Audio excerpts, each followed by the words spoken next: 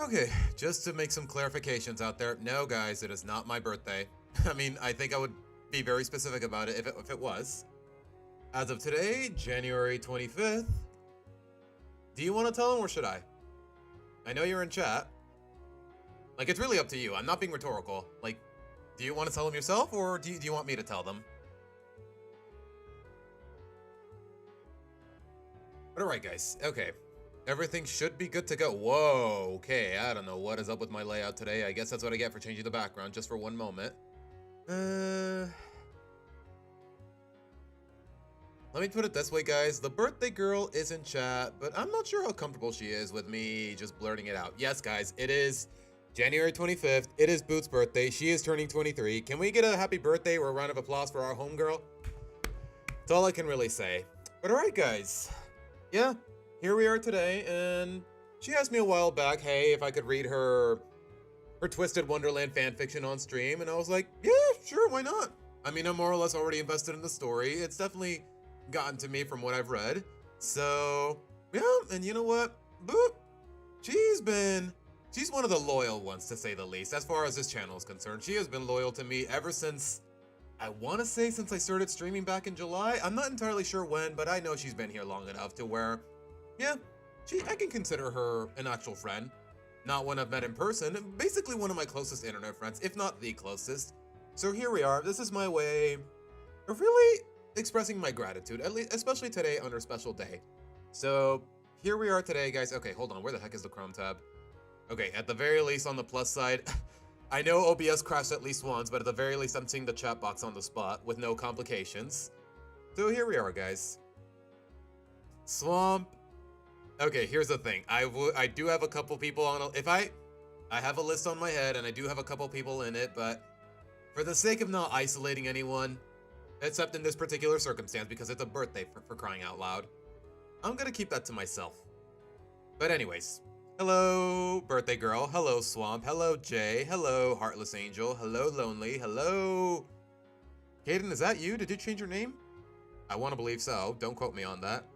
Hello, Nick. Hello, Tails. Hello, Jorge. And to those of you who think that I'm baiting them by saying, I hopefully did not give anyone the impression that I'm reading more Loud House fanfiction, because that's probably not going to be happening anytime soon, to say the least. Yeah, Boo, we definitely got... we were shiny hunting yesterday, and well, that's all I can really say. There's a reason we went from 2 to 6 in one stream, even though last weekend it was only 2. So here we are, guys. Okay, seriously, what is up with the Chrome tab? We good? We good? Okay, we good. We good. So yeah, guys, for those of you unfamiliar with the source material, as was I for a while, and relatively I still am, Twisted Wonderland is, let me put it this way, just a magic school, but a lot of the students are just based off of Disney villains or Disney characters and the like.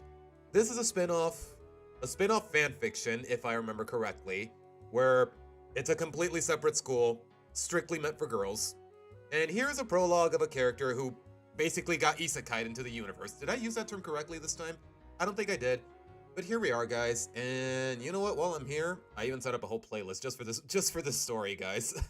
I don't know. I like to believe I'm showing some semblance of dedication. So, but without further, actually, you know what? Let's talk a little bit more before we get into it. I want to get all the formalities out of the way. And also, Boo, I don't know if I said this already, at least directly. Actually, I have, but happy birthday again. I'm glad to be doing this for you, if nothing else. So, am I missing anything? A Disney villain gacha game, exactly. It feels so weird saying the words Disney and gacha in the same sentence. It's just such a jarring prospect to me, but hey, the industry will do anything nowadays. But alright. I like retellings of classic tales, yet you dislike reboots. Sounds contradictory. I guess, Aura. But what's up, Aura? Welcome to the stream. And yes, yesterday, for those of you that weren't here yesterday, we did catch the shiny Dratini. I am a little on the fence about the nickname, but you know what, Boot? You're here now. You mind if I name it after one of your characters? You mind if I name the shiny Dratini Macy? It is female, after all. Because I don't know, it just felt too perfect for me, given everything you've told me about the character and everything I've read about her. I was gonna name it Macy, but I wanted your blessing first. Okay, calling it a blessing is a little sappy, but you know what I mean. Next, we need a DreamWorks villain school. Swamp, don't give them any ideas. Don't give them any ideas, especially when it comes to gacha, guys. Seriously, guys, gacha games are predatory. Don't waste your money on them. Play them for fun, be free to play, but don't spend your money on them. They are a scam. But anyways, here we are, guys. So, as of right now, only the prologue of the story is complete, and that's all we're gonna read. I believe it's around 9 chapters, don't quote me on it, or parts, technically. Just the prologue, everything else is still unwritten? I don't know, it hasn't been published yet, let me put it that way. So for today, we're just gonna read the prologue in honor of the homie Boot and her birthday. Her 23rd birthday, if I may be precise. So without further ado, let's set up some background music, and let's do it. All right, Macy's or Dratini it is, or soon to be the Mega Dragonite, because honestly, those colors are crazy. So here we are, guys. Okay, I know I've gotten into the habit of speaking a little too aggressively even when I'm reading, so let me get comfortable. Mic is close enough. I got my narrator voice. I'm trying to speak as softly as humanly possible because I kind of want to do the reading justice, if nothing else, guys. But here we are. Wait, I need to loop this. Hold on. Just in case. I don't know how long the reading is gonna take me, but let's see. A human girl stood in a dark void while holding something in her hands, with seemingly nothing to be seen for miles on end, except for a small light. She then felt the object she was holding tug her in the direction of the light, and without warning, her body tried to run to it. Ugh, almost said run. But it turned out to be no easy task, because her body felt like it was underwater, with every step she took being extremely slow and hard to move. Y'all, have y'all ever been in that situation? Like, as a kid, whenever I went to a swimming pool with my cousins and whatnot, yeah, I definitely do get that feeling of trying to run underwater, moving your legs. It's definitely the same feeling you get when you're dreaming, which is what I'm guessing this is. Not that I don't already know, I've already read this beforehand, guys, but just for the sake of amplifying the mystery for those who actually get invested like I am. What made this worse was the fact that she felt as if there was something blocking the air around her from entering her body whenever she would try to take a breath. But her movements wouldn't stop. The girl continued to slowly get closer to the light with every painstakingly slow step. The light itself grew smaller and dimmer, and the tugging from the mysterious object got harder to control as she came closer. Suddenly, the tugging from the object stopped, and the girl tripped while reaching the light. But instead of slamming her face on the ground, lucky her. Have y'all ever tripped and slammed your face on the ground, guys? It happened to me once as a kid, and I never recovered. At least emotionally. She got stuck with her head and shoulders in the light, while the rest of her body was still in the void. She then felt an unsettling pair of arms grab her, and with a few solid tugs, pulled her through before she blacked out. That's kind of scary, guys. I'm not gonna lie, that is really scary.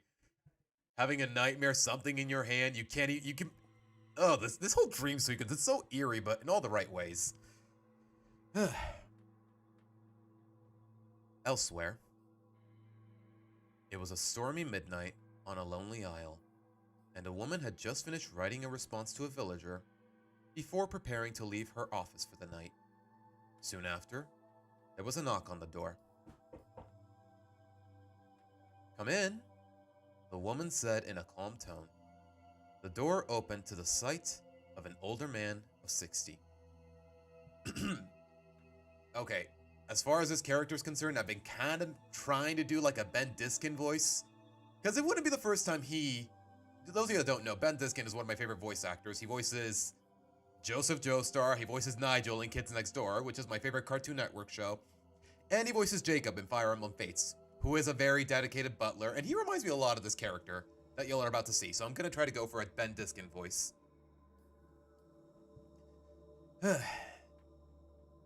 "Milady, are you ready for me to escort you back?" said the man. "Just about.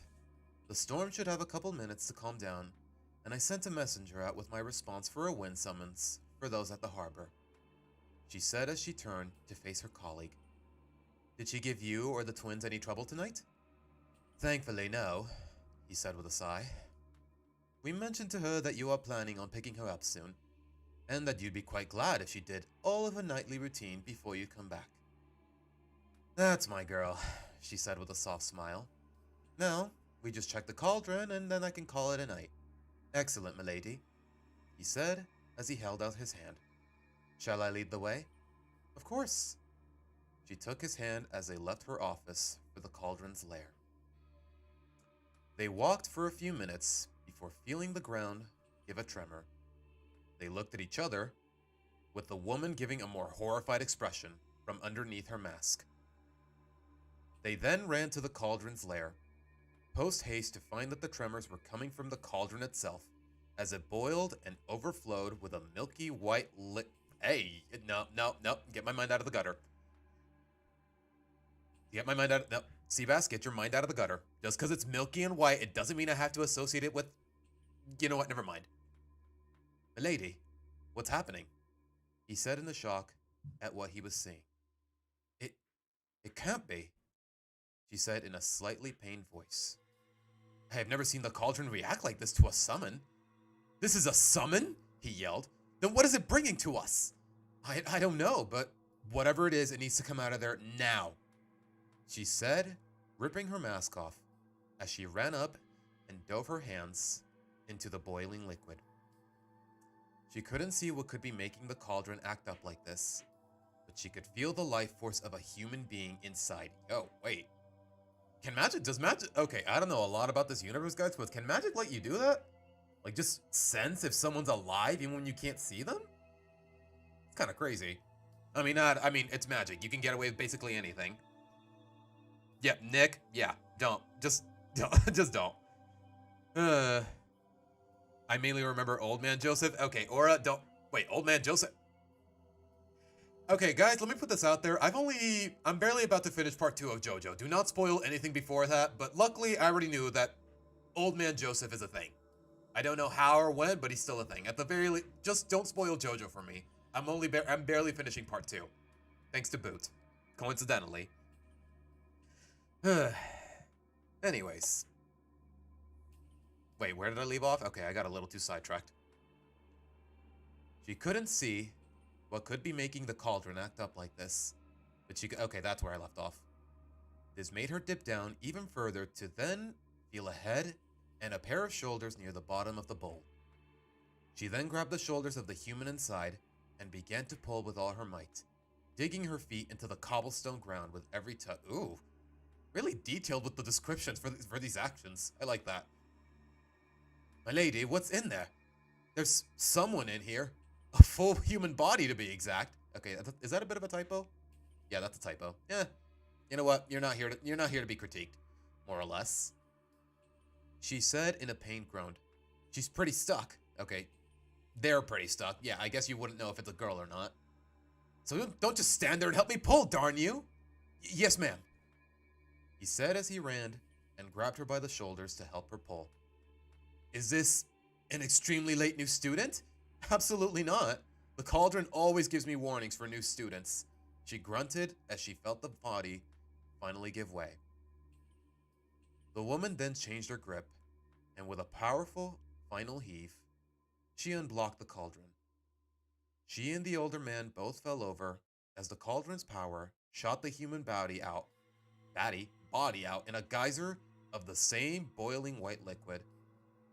Once the liquid had stopped, the body of the human started to take a plunge, and the woman, in the nick of time, was able to swiftly catch the body before it hit the ground. Yo, imagine falling to your death.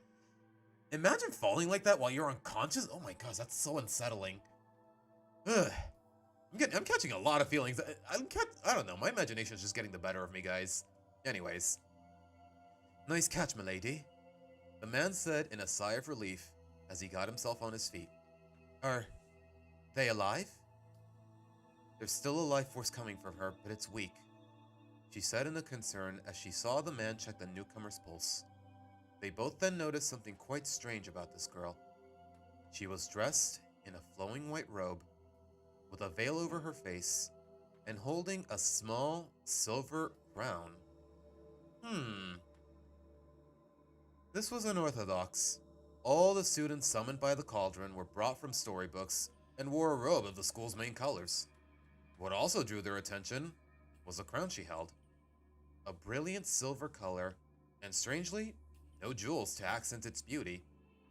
The man tried to get a closer look at it, but failed to do so since the girl's grip was on it. The girl's grip was unusually tight, even though her body appeared to be unconscious. Ooh. He looked back at the woman as she darted her eyes back and forth between the cauldron and the girl she held in her arms.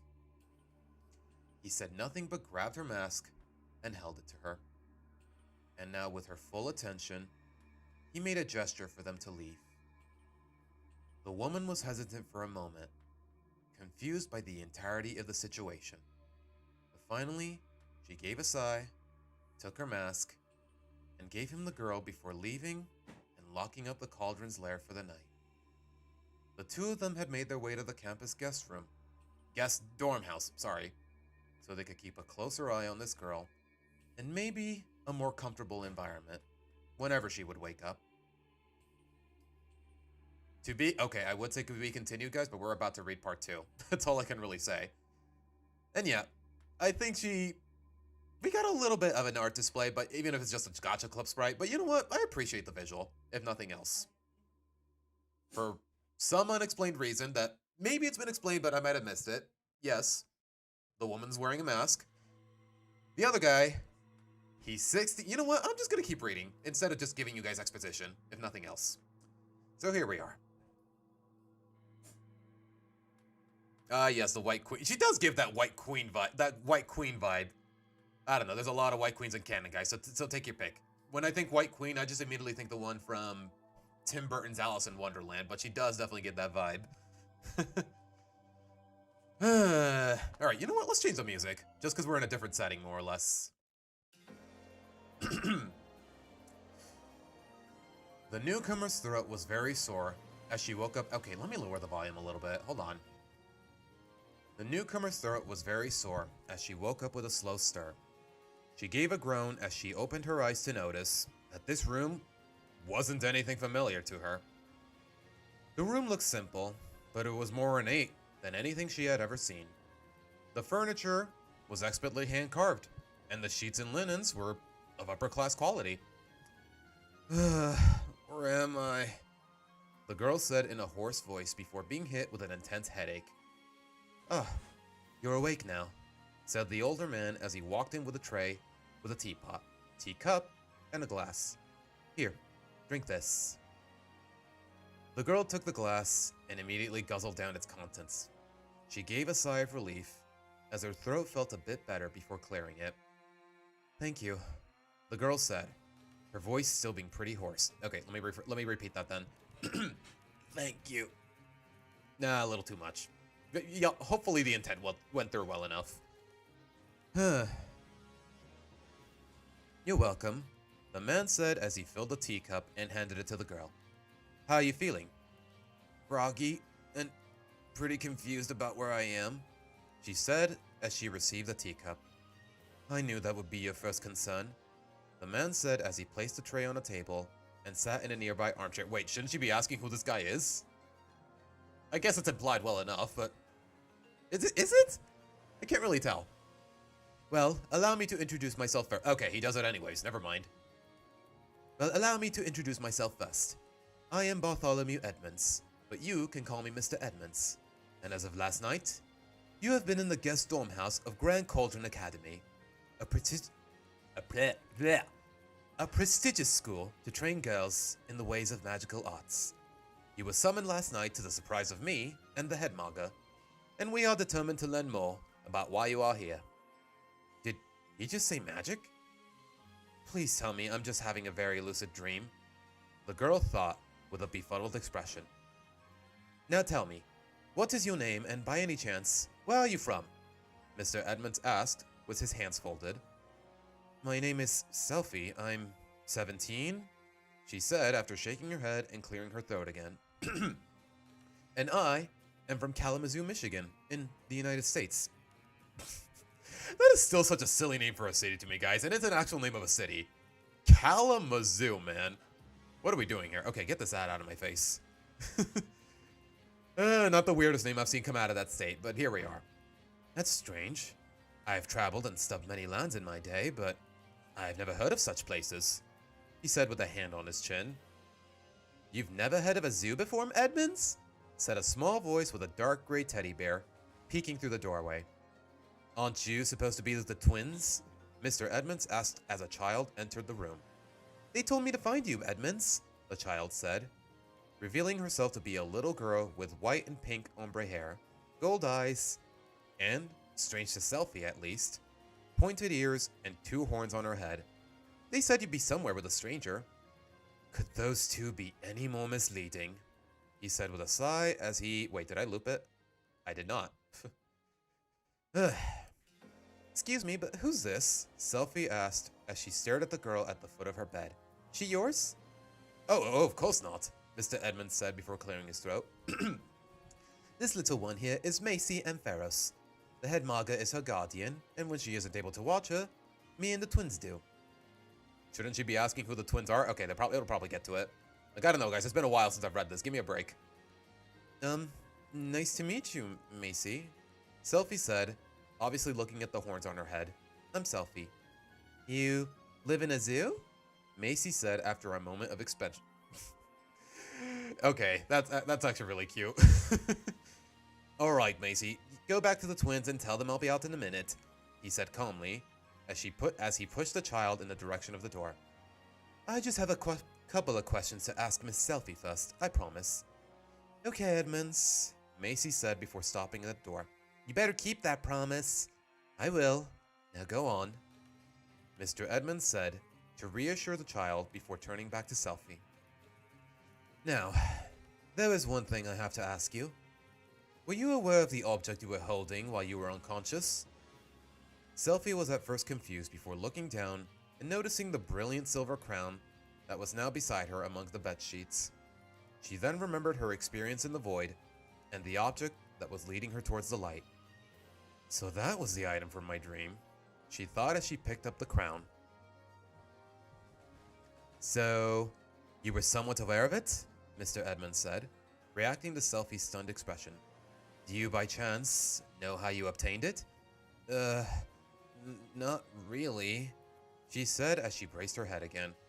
I can't really think about anything through this splitting headache. Then keep drinking the tea.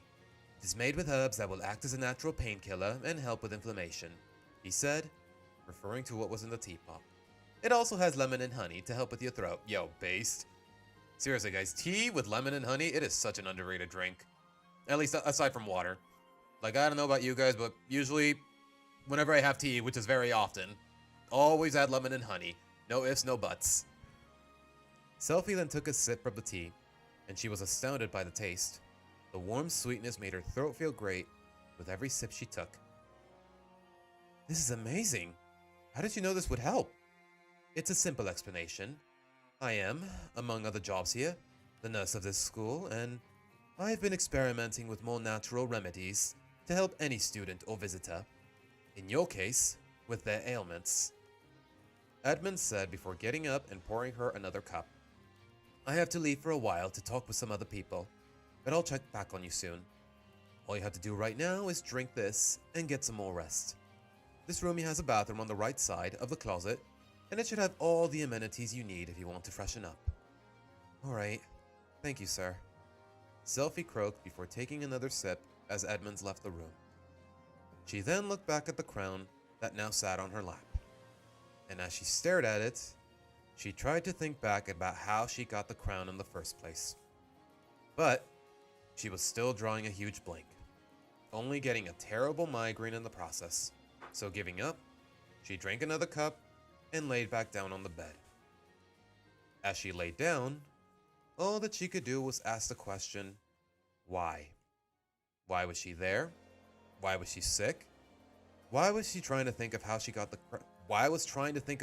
crown, making her head want to explode? Ugh, nothing makes any sense. She grunted as she set the crown on the side table, got up from the bed, and started to make her way to the bathroom. She partially stumbled twice before reaching the door, turning on the light, and finally seeing herself in the wide rectangle mirror. To say that she looked awful would be a very sore understatement.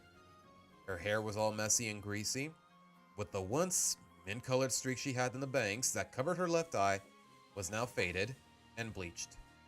She had terrible dark circles and bags under her eyes that made her look like she hadn't slept properly in a month. The only thing that looked decent were the white garments she wore. Did they give me this? Selfie said as she inspected herself and her outfit in the mirror. She then snapped herself out of her awe to finish using the bathroom before heading back to bed. As she laid back down, she was hit with a sudden wave of exhaustion and, without second warning, English, ugh. She closed her eyes and promptly fell back asleep. To be continued. Immediately. But alright guys, wait, did I show the artwork from the last part? I don't believe I did. But here we are. Yep, there's Selfie in that. Okay, is it just me or does it look like a wedding dress? And I don't know about Mr. Edmonds, but I kind of dig the design. Like, I don't know, anything that reminds me of Alfred Pennyworth is already a plus to me, and he's definitely given that vibe. Glad her introduction doesn't feel as contrived as Luce's entry to the demon world. I mean, I don't know, Aura. As far as Luce is concerned, like, the coincidence of her stumbling upon the demon, I don't know. Like, I've always said that one coincidence is all it takes to set a plot in motion, and it's a very common practice in fiction. And honestly, I'd say that's the least of my concerns with Luce, of all characters. But alright. Oh, I was kind of hoping to see Macy. I guess not yet. Nope, I spoke too soon. Yep. That's Macy, guys. Basically, the inspiration for our Shiny Dratini's little nickname. It's gonna be a little awkward when I Mega Evolve her and whatnot, but still, though, I think it's still cute. But alright. Oh, hi Pixel. Welcome to the stream. What's up? And yes, it is Boo's birthday. Selfie woke up from another deep sleep to notice she was in the same place. Expertly crafted furniture, upper-class bed sheets, a crown, and a now cold tea set on the side table. Okay. Did they include a microwave in there? Do they have microwaves in this world? Because it's really easy to reheat tea, guys. It's not that complicated. And I say microwave because I'm too lazy to wait for the stove, if I'm being honest. At least in my experiences. Everything was in its place, except for one thing. The child she met the other day was sleeping beside her in the bed, with her teddy bear in hand. Hello? Macy, was it? Selfie said in confusion, now starting to think that this wasn't a dream. Yeah, I've been there. Like, you fall asleep for a while, guys, you really start to wonder, at least in a place different from home, you really start to wonder, am I dreaming? Am I in a different place? Especially when you're on vacation. Like, I don't know, just the feeling of sleeping in a bed different from your own. It definitely does make you feel a little trippy, especially in Selfie's condition here. Macy woke up with a large yawn and a stretch. After rubbing her eyes, she looked up at Selfie and gave a small smile. Morning, Zoo, she said while holding up her bear. Marcos wants a hug. Okay? Selfie said as she took the bear and gave it a squeeze. And my name is Selfie, not Zoo. Good. Oh, good. I'm sorry, I was about to read that in Macy's voice, that's my bad. Good. You're awake, Mr. Edmonds said as he brought in a breakfast tray. Are you feeling better? Selfie cleaned her throat and was glad that it wasn't as sore as the previous day, but she could note that she had an uncomfortable amount of pressure in her sinuses and her ears. Oh gosh, that is the worst feeling. I will say this though, guys. Like my first week back to work after my vacation, yeah, I was feeling a little snotty, and yeah, my sinuses.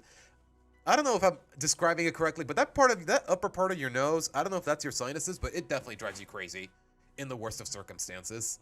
Like, you really just can't focus on anything. Although, maybe that's just me. Should rename her to Kaiba when she... Aura. Oh my gosh, she would be a Blue Eyes White Dragon the more I think about it. After she had mentioned this, she was struck with the sudden realization. Wait a minute, is it morning? How long was I out for? She asked before breaking into a coughing fit.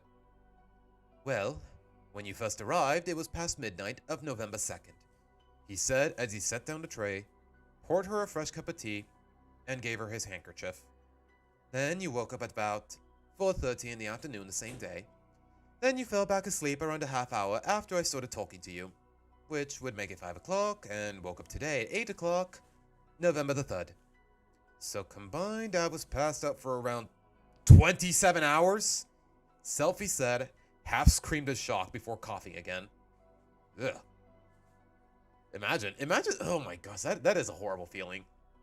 You know what, let me redo this line. So combined, I was passed for around 27 hours? Ugh. I hope I did it justice, but I don't know. I guess it's just my my sense of artistry. You are correct, Miss Selfie, but please, don't strain your throat by yelling, Edmund said in concern as he pulled Macy off the bed. You are showing symptoms of an upper respiratory infection, and you won't get better if you keep yelling at full volume. Edmonds? Oh wait, it's Macy talking. Edmonds, is that why you didn't want me to keep her company last night? Macy said as she was set on the ground next to the bed. Yes, Macy, but if it weren't for the twins and Lady Hortense, it would have stayed that way, he said as he took a knee to get to her level. Luckily, young dragon fairies like yourself have strong immune systems, so I wasn't too concerned for you catching it. Magic school, dragon fae? What world did I just end up in? Selfie thought as she started to rub her temples. Miss Selfie, please eat up. I have a few things I must discuss with you, and you need the energy, Mr. Edmund said as he opened up the curtains of the window next to the bed, letting the bright light of the morning shine through. Oh gosh, bro, if you're gonna open the curtains on me like that, you gotta read it slowly, man, because golly, I hate it. Growing up, I hated it when my parents do that. I hate it when my roommates did it in college. Just don't. Please don't. Do it slowly, or give me a heads up. He then took the teddy bear off the bed and gave it back to Macy before whispering something to her. Macy then left the room as Edmund sat back down in the armchair. Selfie then started to eat what was on the tray. She wasn't particularly fond of fried eggs. Yo, fried eggs are kind of goated. I don't know what she's on about. But at this point, she was willing to eat anything that wasn't just tea. She then made pretty quick work of what food and drink was brought to her before Edmund spoke again. Now that you have eaten something substantial, can we get down to business? Edmund said as he took the tray from Selfie and placed it on the side table. Today, you will be taken to see the head maga, but before that, I will give you a medical examination in the infirmary. I must warn you now, though, that I am also scheduled to help a student with physical therapy, so I'm afraid we won't be leaving until I have finished with her. After hearing this, Selfie started to think to herself. She thought that if she was going out of the guest dorm house today, she would be able to inspect more of this mysterious world she was transported to. It sounded like a good plan, but her thoughts were soon interrupted. Oh, one more thing to note, Miss Selfie, Edmund said as he pointed at the side table. At the request of the head maga, you will need to bring that crown with you.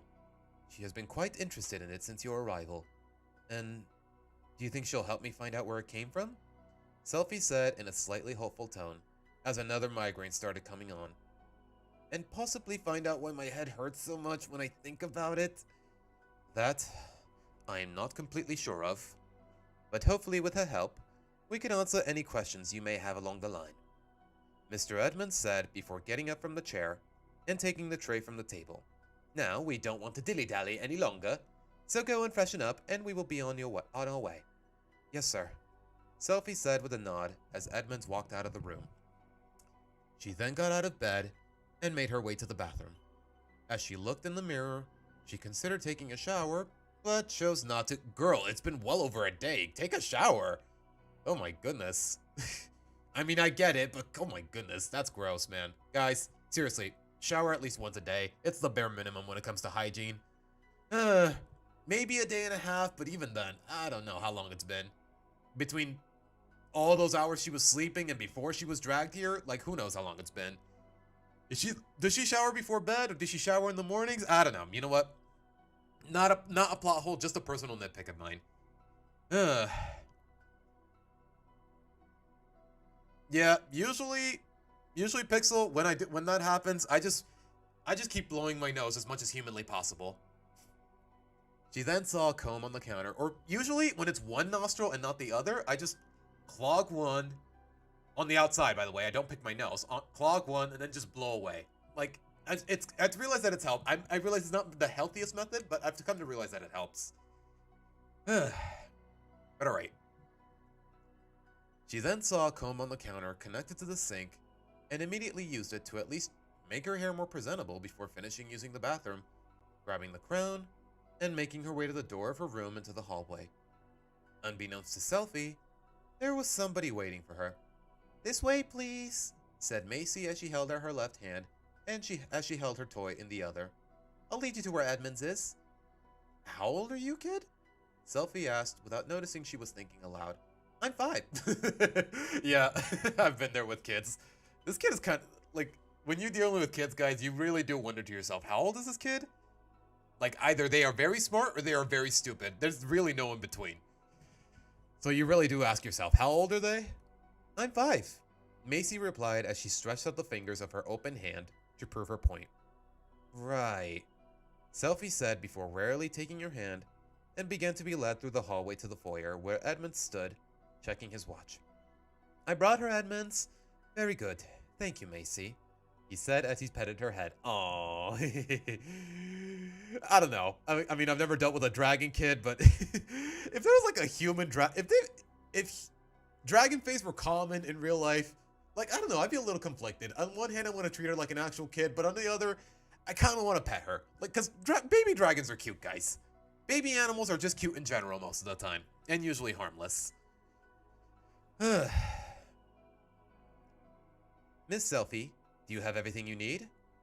Selphie nodded as she held up the crown to Mr. Edmonds. She was about to speak her confirmation, but another coughing fit beat her to it. Oh gosh.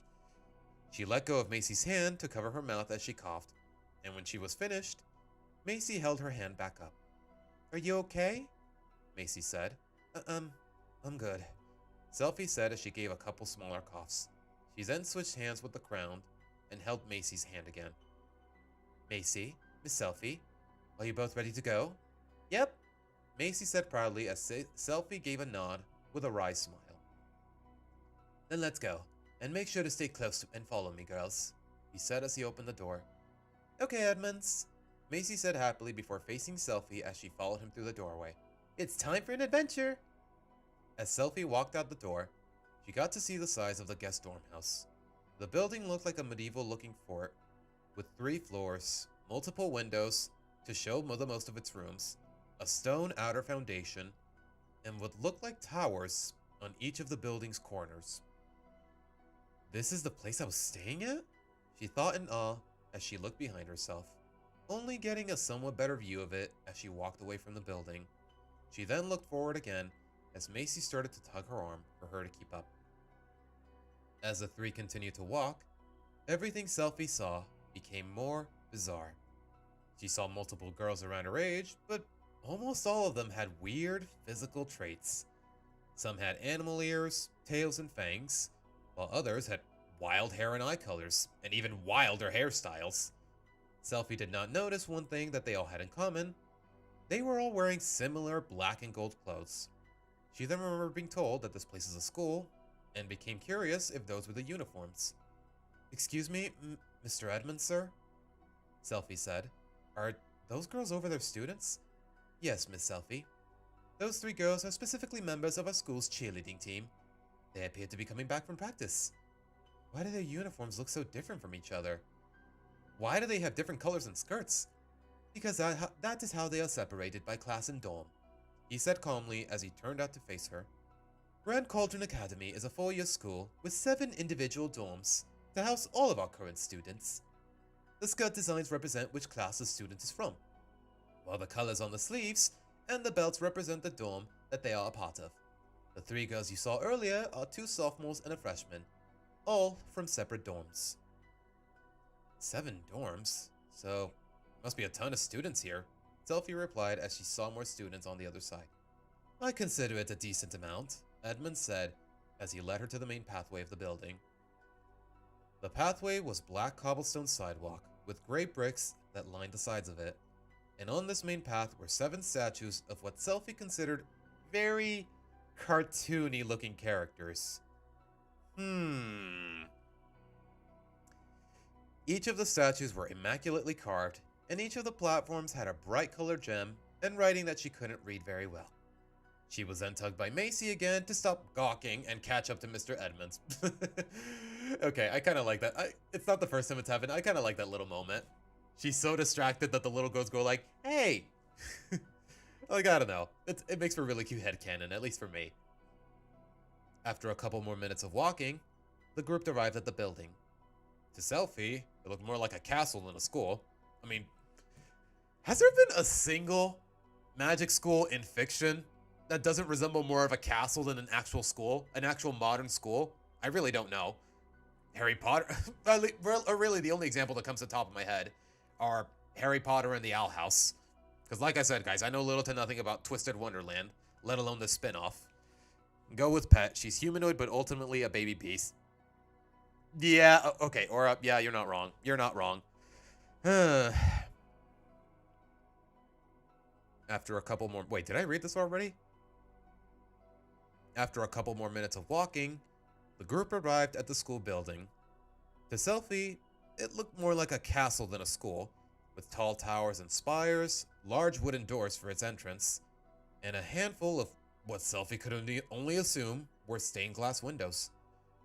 Every look she took of her surroundings astonished her, and it seemed to make it harder for her to believe that this wasn't a dream. Really, windows? Right now? As the 3 of them entered the building, Selphie continued to make castle comparisons as she saw the interior. The dark stone walls, the old paintings, the oil lamps on the walls, and ceilings that shined a brilliant green color. Everything screamed that this place was a castle at some point before being turned into a magic school. Okay, I don't know about you guys, but that feels like the same thing to me. The group then stopped in front of a dark door with a red metal cross on the front of it. The cross had white text that read one word that suddenly gave Selphie a strange feeling of dread. Infirmary. Okay. I mean, I don't know. Like, infirmaries as a kid, really just doctor's offices in general. Like, they can definitely leave you unsettled. Okay, did we look at the image? I think we did. Don't quote me on it, though. Yeah, okay. It's just Selphie and Macy at the dorm. But alright. Part 4, ladies and gentlemen. Okay, I need some water. I am reading a little too much and my throat is getting a little sore. But that comes with every stream, to be honest. Although, to be fair, I'm reading a lot more in a lot shorter intervals here. Ugh. I take 2 ice-cold showers when the temperature is scorching. Really? Okay, guys, I might be in the minority in this, but... Even in the summer, like, I don't know, my showers always have to be a little warm. It's not just me, right? And I'm not crazy, I'm not a masochist, I'm not a psychopath. Like, I don't know, even in the summer, I think my showers need to be a little bit warm. Because, I don't know, it feels like I'm getting... I don't know what it is, man. All I know is I prefer warm showers. I know cold showers are a lot healthier, like, I know they're better for losing weight, they help deepen your voice, but I don't know, man. Cold showers are just not my thing. I don't know what it is about them. But anyways, part 4. Selphie gave a small shudder as she saw Mr. Edmonds open the door. She must have missed him saying that they were coming here, because now seeing the word reminded her of how much she hates getting checkups. Don't we all? At least when we're kids. She still followed him into the room, closing her eyes and doing her best to hide her nerves. Okay, girl, you're 17. You can't be this scared of a nurse's office. Or an infirmary in this case. Open your eyes, Miss Selphie, Edmund said as he went to his desk. You are safe here. So please, take a seat and make yourself comfortable. She opened her eyes, sat herself on one of the many beds of the room, and placed the crown on the side table as Macy joined Edmonds at his desk. Aww. I don't know, something of the dynamic of the father figure just sitting on his desk while their kid, okay, not really his kid, while a kid is just sitting next to them and watching, like, I don't know. It makes for a really cute visual. Wait, where was I? Okay, I got so distracted that I don't even know where I left off. She started to look around the somewhat large room to notice that every bed in the infirmary had a couple of dividers on each side, which is a bit different compared to the curtains that most hospitals use. She then looked at where Macy and Mr. Edmonds were. There were many cabinets with jars and a refrigerator behind the desk, his desk. There was also a sink and some filing cabinets as well, which made Selphie look away for a second and wonder how Mr. Edmonds could possibly keep it all organized. As she was about to look back at the desk area, she became startled by Macy appearing and holding up her bear to her. What are you doing? Does your bear want another hug? Marcos wants to help you not be scared anymore. Aww. Macy sheepishly said as she lowered the toy to slightly show her face. Edmund said you look scared, so that made Marcos want to help. Was it really that obvious? Selphie said as she took the bear and gave it another hug. Well, thank you. I do feel a little better now, actually. Macy gave a proud smile as Mr. Edmonds came to the bed with a cart of medical supplies. She then sat on the bed next to Selphie as Mr. Edmonds started his work. Just as I thought, Miss Selphie. It's an upper respiratory infection, he said as he reviewed his notes from the examination. I say in about a week's time you'll be all cleared up. Now, I have one more thing I have to do. Okay, what is that?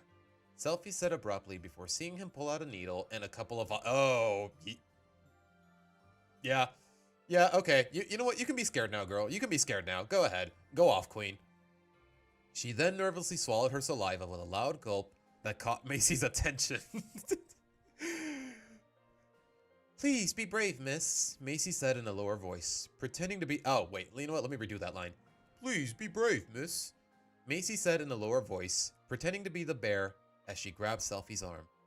Sir Edmonds is just doing what he can to make you feel better, and as long as we're here, you'll be safe. Selphie gave a small chuckle at Macy's impression, and after taking a deep breath, she rolled up one of her sleeves and let Mr. Edmonds take her blood. Oh, God. Guys...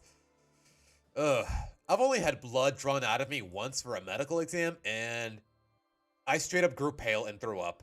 Like, I don't know if it's because I wasn't well fed, but once it happens, like, I don't know. All I know is I never want blood drawn out of me ever again. I don't care if I'm dying. Like, no. Just no. Just no. Oh, my goodness. Oh, my goodness.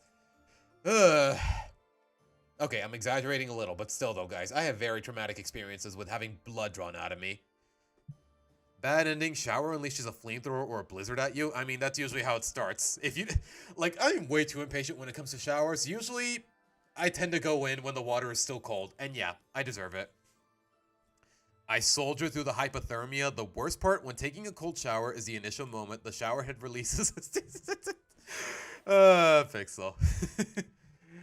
Yeah, guys. Okay, you know what? While I'm here, yeah, Lonely, thank you for supporting Boo. Guys, if y'all want to read the story for yourself, you want to learn more about the characters or this universe, go check out Boot on DeviantArt. I'll link it in the description once I'm less busy here.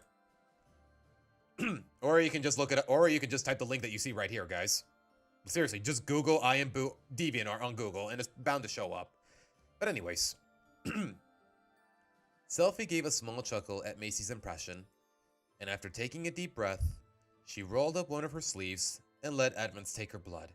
She winced and gave a whine when the needle went in. Oh gosh. But after a few seconds, the vials were filled and she could relax.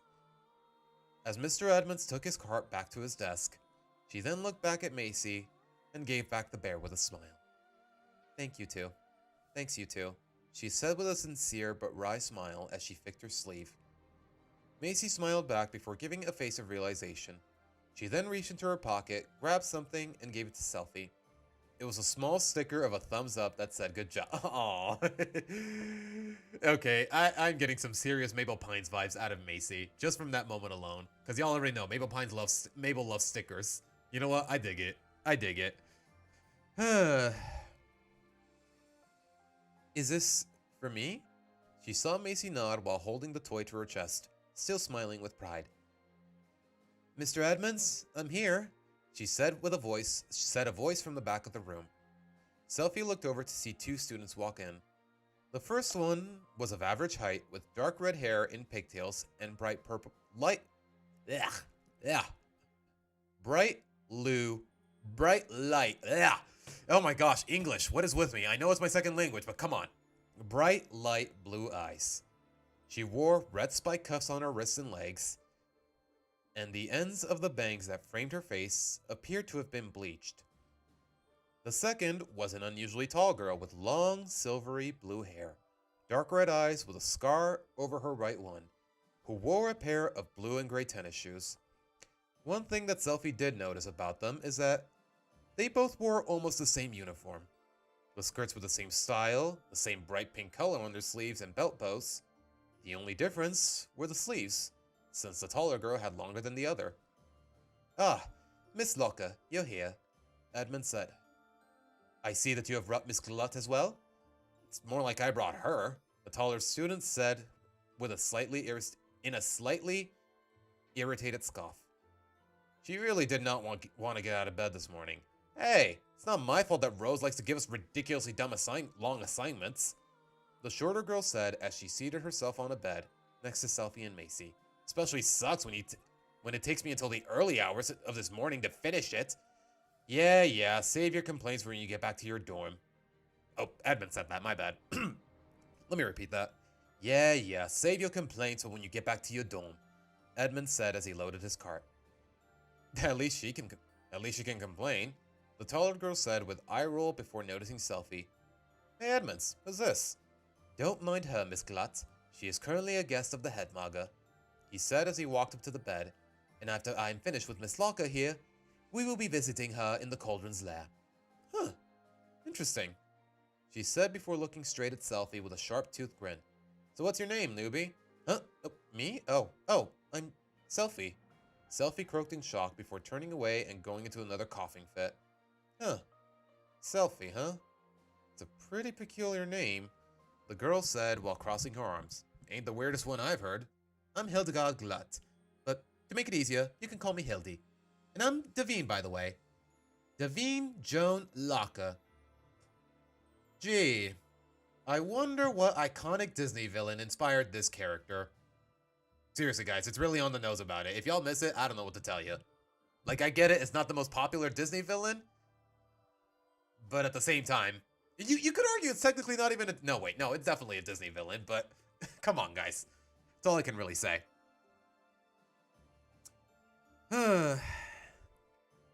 I mean, to be fair, Swamp, when it comes to Loud House fanfiction, the bar is just really low. But yeah, I trust that Lonely can pull through more or less. Not being too melodramatic. We'll see. We'll just have to wait and see. Like, I don't know. I can't really judge because I haven't seen any of it. Yet. But alright. "It's nice to meet you both," Selphie said as she caught her breath. "Really gotta be careful with your coughing," Davine said. "Headmaga will have your head if you get the little lady sick." "Little lady? You mean Macy?" Selphie said as she pointed to Macy with her right thumb. She then looked at Macy, who was too distracted by her bear to listen to the conversation. Aww. That's so cute. And felt another strange sense of dread.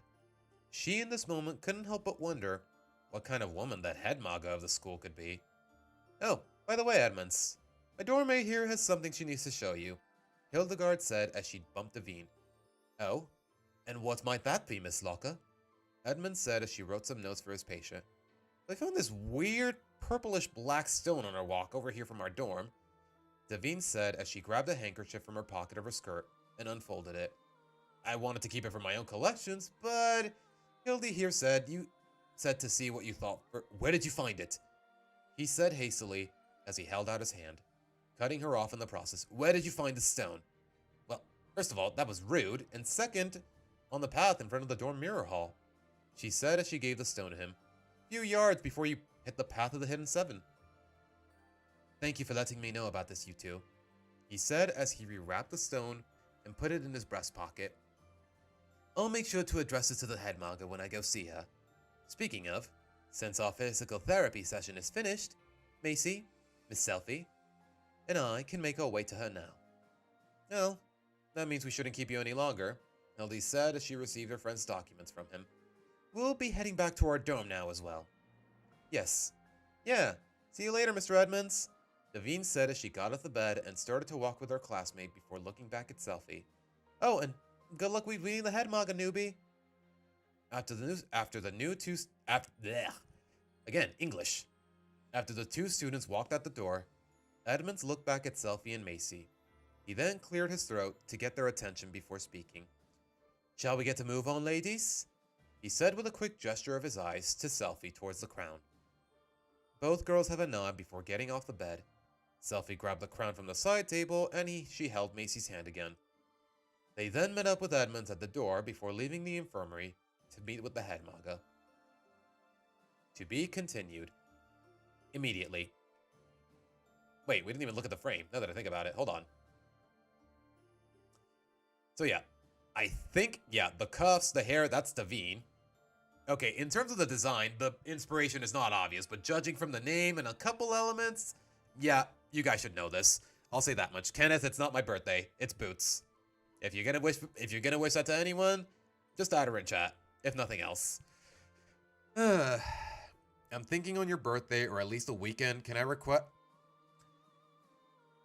I knew it would come to this. Okay, you know what? Lonely, we'll get to that once we're done reading here. We're only at... Okay, we still got a bit of a ways to go. Just remind me. We'll talk about it later on Discord, Lonely. I'll say that much. But alright. We are at part 5 of 9, guys. Wait, how long have I been streaming? I want to say it's been at least an hour. Oh my gosh, it's already been an hour. And I am just now realizing we really do not need the balls counter. And y'all are not even seeing the mudkip for whatever reason.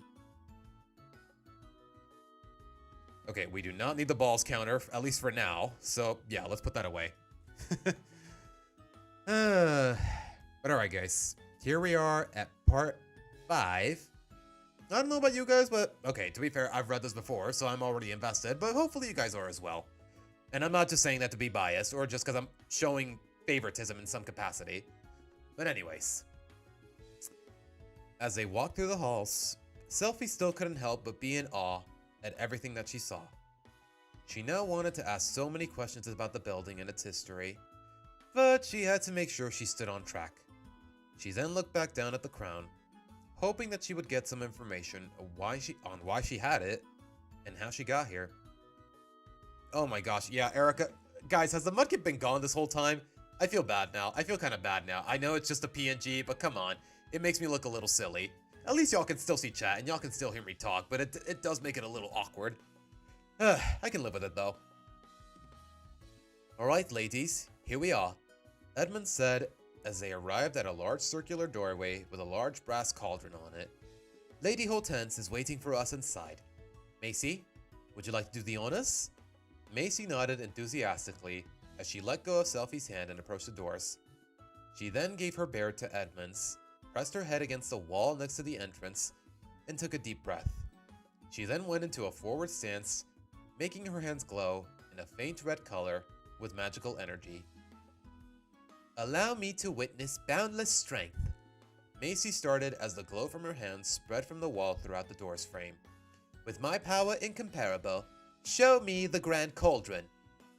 With a loud rumble, one of the doors to the entrance opened inwards to show a short staircase that led to a lit area.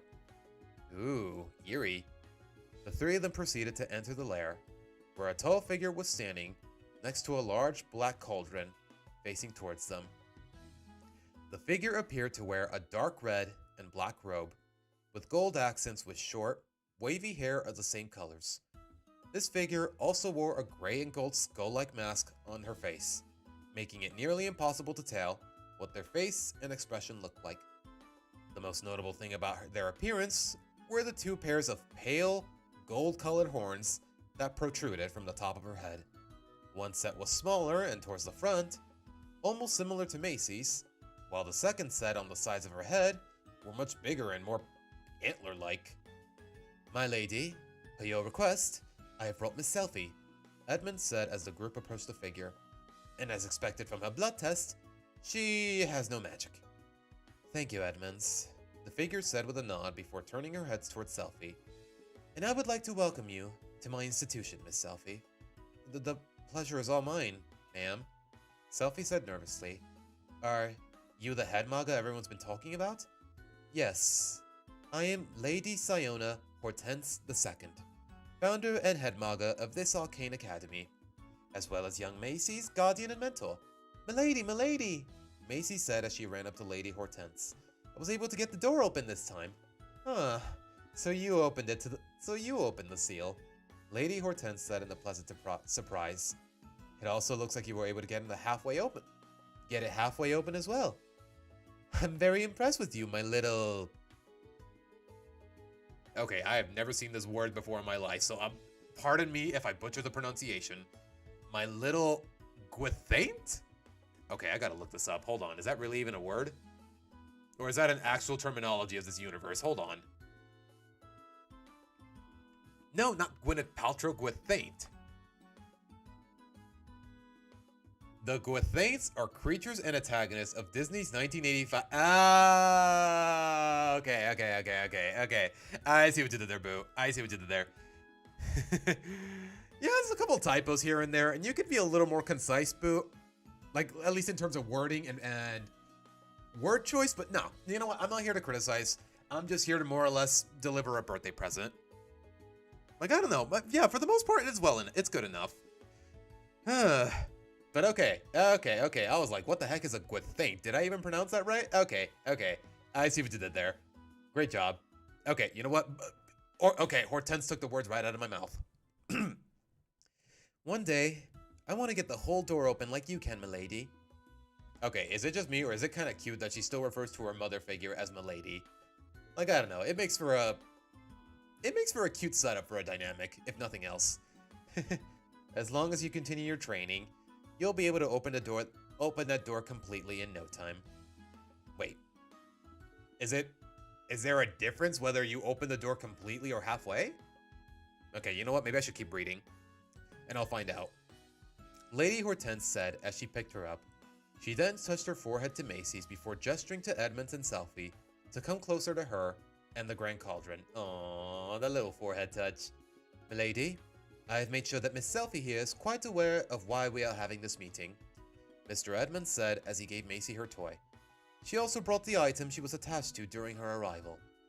Excellent. Now, Miss Selphie, Edmonds has made it clear that you have no idea where or who you received that crown from. Does that still hold true? Yes, ma'am. And whenever I try to literally think about it, I get a splitting headache. I see. It's typically normal for those who have been summoned to have a spotty memory, so only time will tell if you get even a fleeting glimpse of what happened, Lady Hortense said with her open hand on her chin. But we can get back to that in a bit. Mr. Edmonds has also told me that you're from a land that both he and myself have not heard of. So, I've brought you here to see if the Grand Cauldron has any knowledge of your home. You mean this right here? Selphie said as she pointed to the ornate cauldron that stood before her. How would it know exactly? That's because, like every other student of this school, it brought you here. She said as she looked down into it, and since it summoned you without a formal student invitation, it might have a reason why you are here. For now, all you need to do is state your name and where you're from to the cauldron, and it will give a reaction that I will read. Selphie skeptically thought about how an old cauldron would know how she got to this place. Also, Erica, did I not say hello to you on stream? I'm sorry. Hello, Erica. Welcome to the stream. She then looked down into the glowing green liquid that it held, took a quick breath, and did as the head maga asked. After stating who she was and where she was from, there was a long moment of silence before the cauldron started to simmer, and each bubble that rose from it glowed different colors. The bubbles came up in a strange circular formation, and Selphie could count how many came up depending on the color. But she noticed that one bubble from each color would turn dark before popping. Okay, that is never a good sign. As the bubbling stopped, she looked back at Lady Hortense, noticing that she was shaking her head as she let out a displeased sigh. What's going on, ma'am? Selphie said in concern. Is something wrong? The Grand Cauldron has spoken, Lady Hortense said in a frustrated tone. But it is being extremely vague in its message. But, my lady, what did it say? Edmund said as he held out his arms to take Macy back. New arrivals will initiate the development of Blot times 7, but the Isle is in dire need, she said as she refused his gesture. That was the message. But what does that have to do with me? Selphie said. Why? Doesn't explain why it sent me here. I'm afraid I'm just as confused as you are, Miss Selphie, she said with a sigh. All that I can currently try to glean from it is that it wanted you here, and not as a student, according to how you were summoned. Okay, but what about this? Selphie said as she held up the crown again. Is there anything it told you about the crown? I was told nothing of it by the cauldron, Lady Hortense said. But it must be quite important if you were summoned with it. And you are positive that you don't remember anything before you woke up here? Edmonds asked. Selphie thought long and hard about it, and through another massive headache, she managed to recall one thing. She told the both of them that she remembered being on a gap year from school, and that she was approached by someone before randomly blacking out. Ooh. After saying all of this, she immediately fell to the floor, the crowd giving a loud clang as she used both her hands to brace her head. Ugh. Edmonds helped her get into a more comfortable position and conjured a water bottle for her. Yo, imagine being... Okay, that's kind of crazy. That's kind of crazy. Imagine being able to just conjure a water bottle on the spot. Like, I don't know. That's kind of crazy. Like, it makes me a little jelly. As this was happening, Lady Hortense gently put Macy down on the floor and crossed her arms in thought. Milady? Will she be okay? She's just having a headache. She'll be fine, Lady Hortense said in a comforting tone and got down to touch her forehead to Macy's. But maybe you and Marcos can go over there and help out. Does that sound good? Macy then gave a nod as she made her way over to Selphie to see what's going on. As she went over, Mr. Edmonds got up and approached Lady Hortense again. Milady, there is one more thing I need to talk to you about, he said as he pulled out the handkerchief and unwrapped it. I was informed by Miss Locker and Miss Glut about finding this on the path in front of the dorm mirror hall. Lady Hortense looked up on the stone's purplish-black appearance before taking it from Mr. Edmonds. She inspected its shiny black exterior before lifting her mask and popping it into her mouth. Whoa, hey, yo. She sucked on it for a minute before spitting it back out of the handkerchief. Is it what I think it is? Okay, that is a very jarring practice, but hey, if that's how it's done, then hey, who am I to question it? This is most certainly a block crystal, she said as she held the stone in her hand. But it tastes contaminated. And yet you sucked that thing like it was a popsicle. Hey, okay, do not clip that out of context. Hello, official. Welcome to the stream. This is wait, I read that already. This is certainly a block crystal. You know what? I'm just gonna read it again. Screw it. Sometimes I just really lose my train of thought. This is most certainly a block crystal, she said as she held the stone in her hand. But it tastes contaminated. Maybe it's from a dire beast or a phantom that withered away last night? Then I'll make sure to analyze it and dispose of it properly, he said as he held out his hand. Oh, there's no need for that, Edmonds, she said as she dropped both the block crystal and their handkerchief into the cauldron. The cauldron will do its work and turn into a healthy mage stone in no time. Oh, yes, milady, he said, obviously unsettled by what she just did. Thank you for addressing that to me, and I'll make sure everyone will be notified of what to do if they find more of these, she said as she wiped her hands off. Now that our meeting is finished, can you take Miss Selphie to meet with the twins? I sent Caldera to tell them that you would be on your way to pick up some things at my request. Of course, milady, he said in an unsure tone. I'll make sure that if anything else is out of the ordinary, I'll make sure you know about it immediately. Very good. Then hop to it, she said as she turned towards the cauldron. Oh, and can you take Macy with you again? I have other important matters I need to attend to. As you wish, milady, he said with a bow before checking in on Selphie and Macy. As he helped Selphie get back on her feet, he saw Macy run up to Hortense and give her a hug. Aww. After that moment, he picked up the crown from the floor and looked back at Lady Hortense as he and both girls left the cauldron's lair for their next errand. To be continued. Immediately. But alright. Okay, I kind of want to see the Okay, this is such... Okay, for what's basically the Dumbledore of this universe, I will say, this is a pretty hardcore design, I'm not gonna lie. Even without the mask, that is pretty hardcore. Like the two sets of horns, the mask, the red and black robes. Like, I don't know, man. If this was my principal, I'd go to this school every day, man. Like, it's crazy. But then again, it's exclusive. It's all girls, so not gonna happen.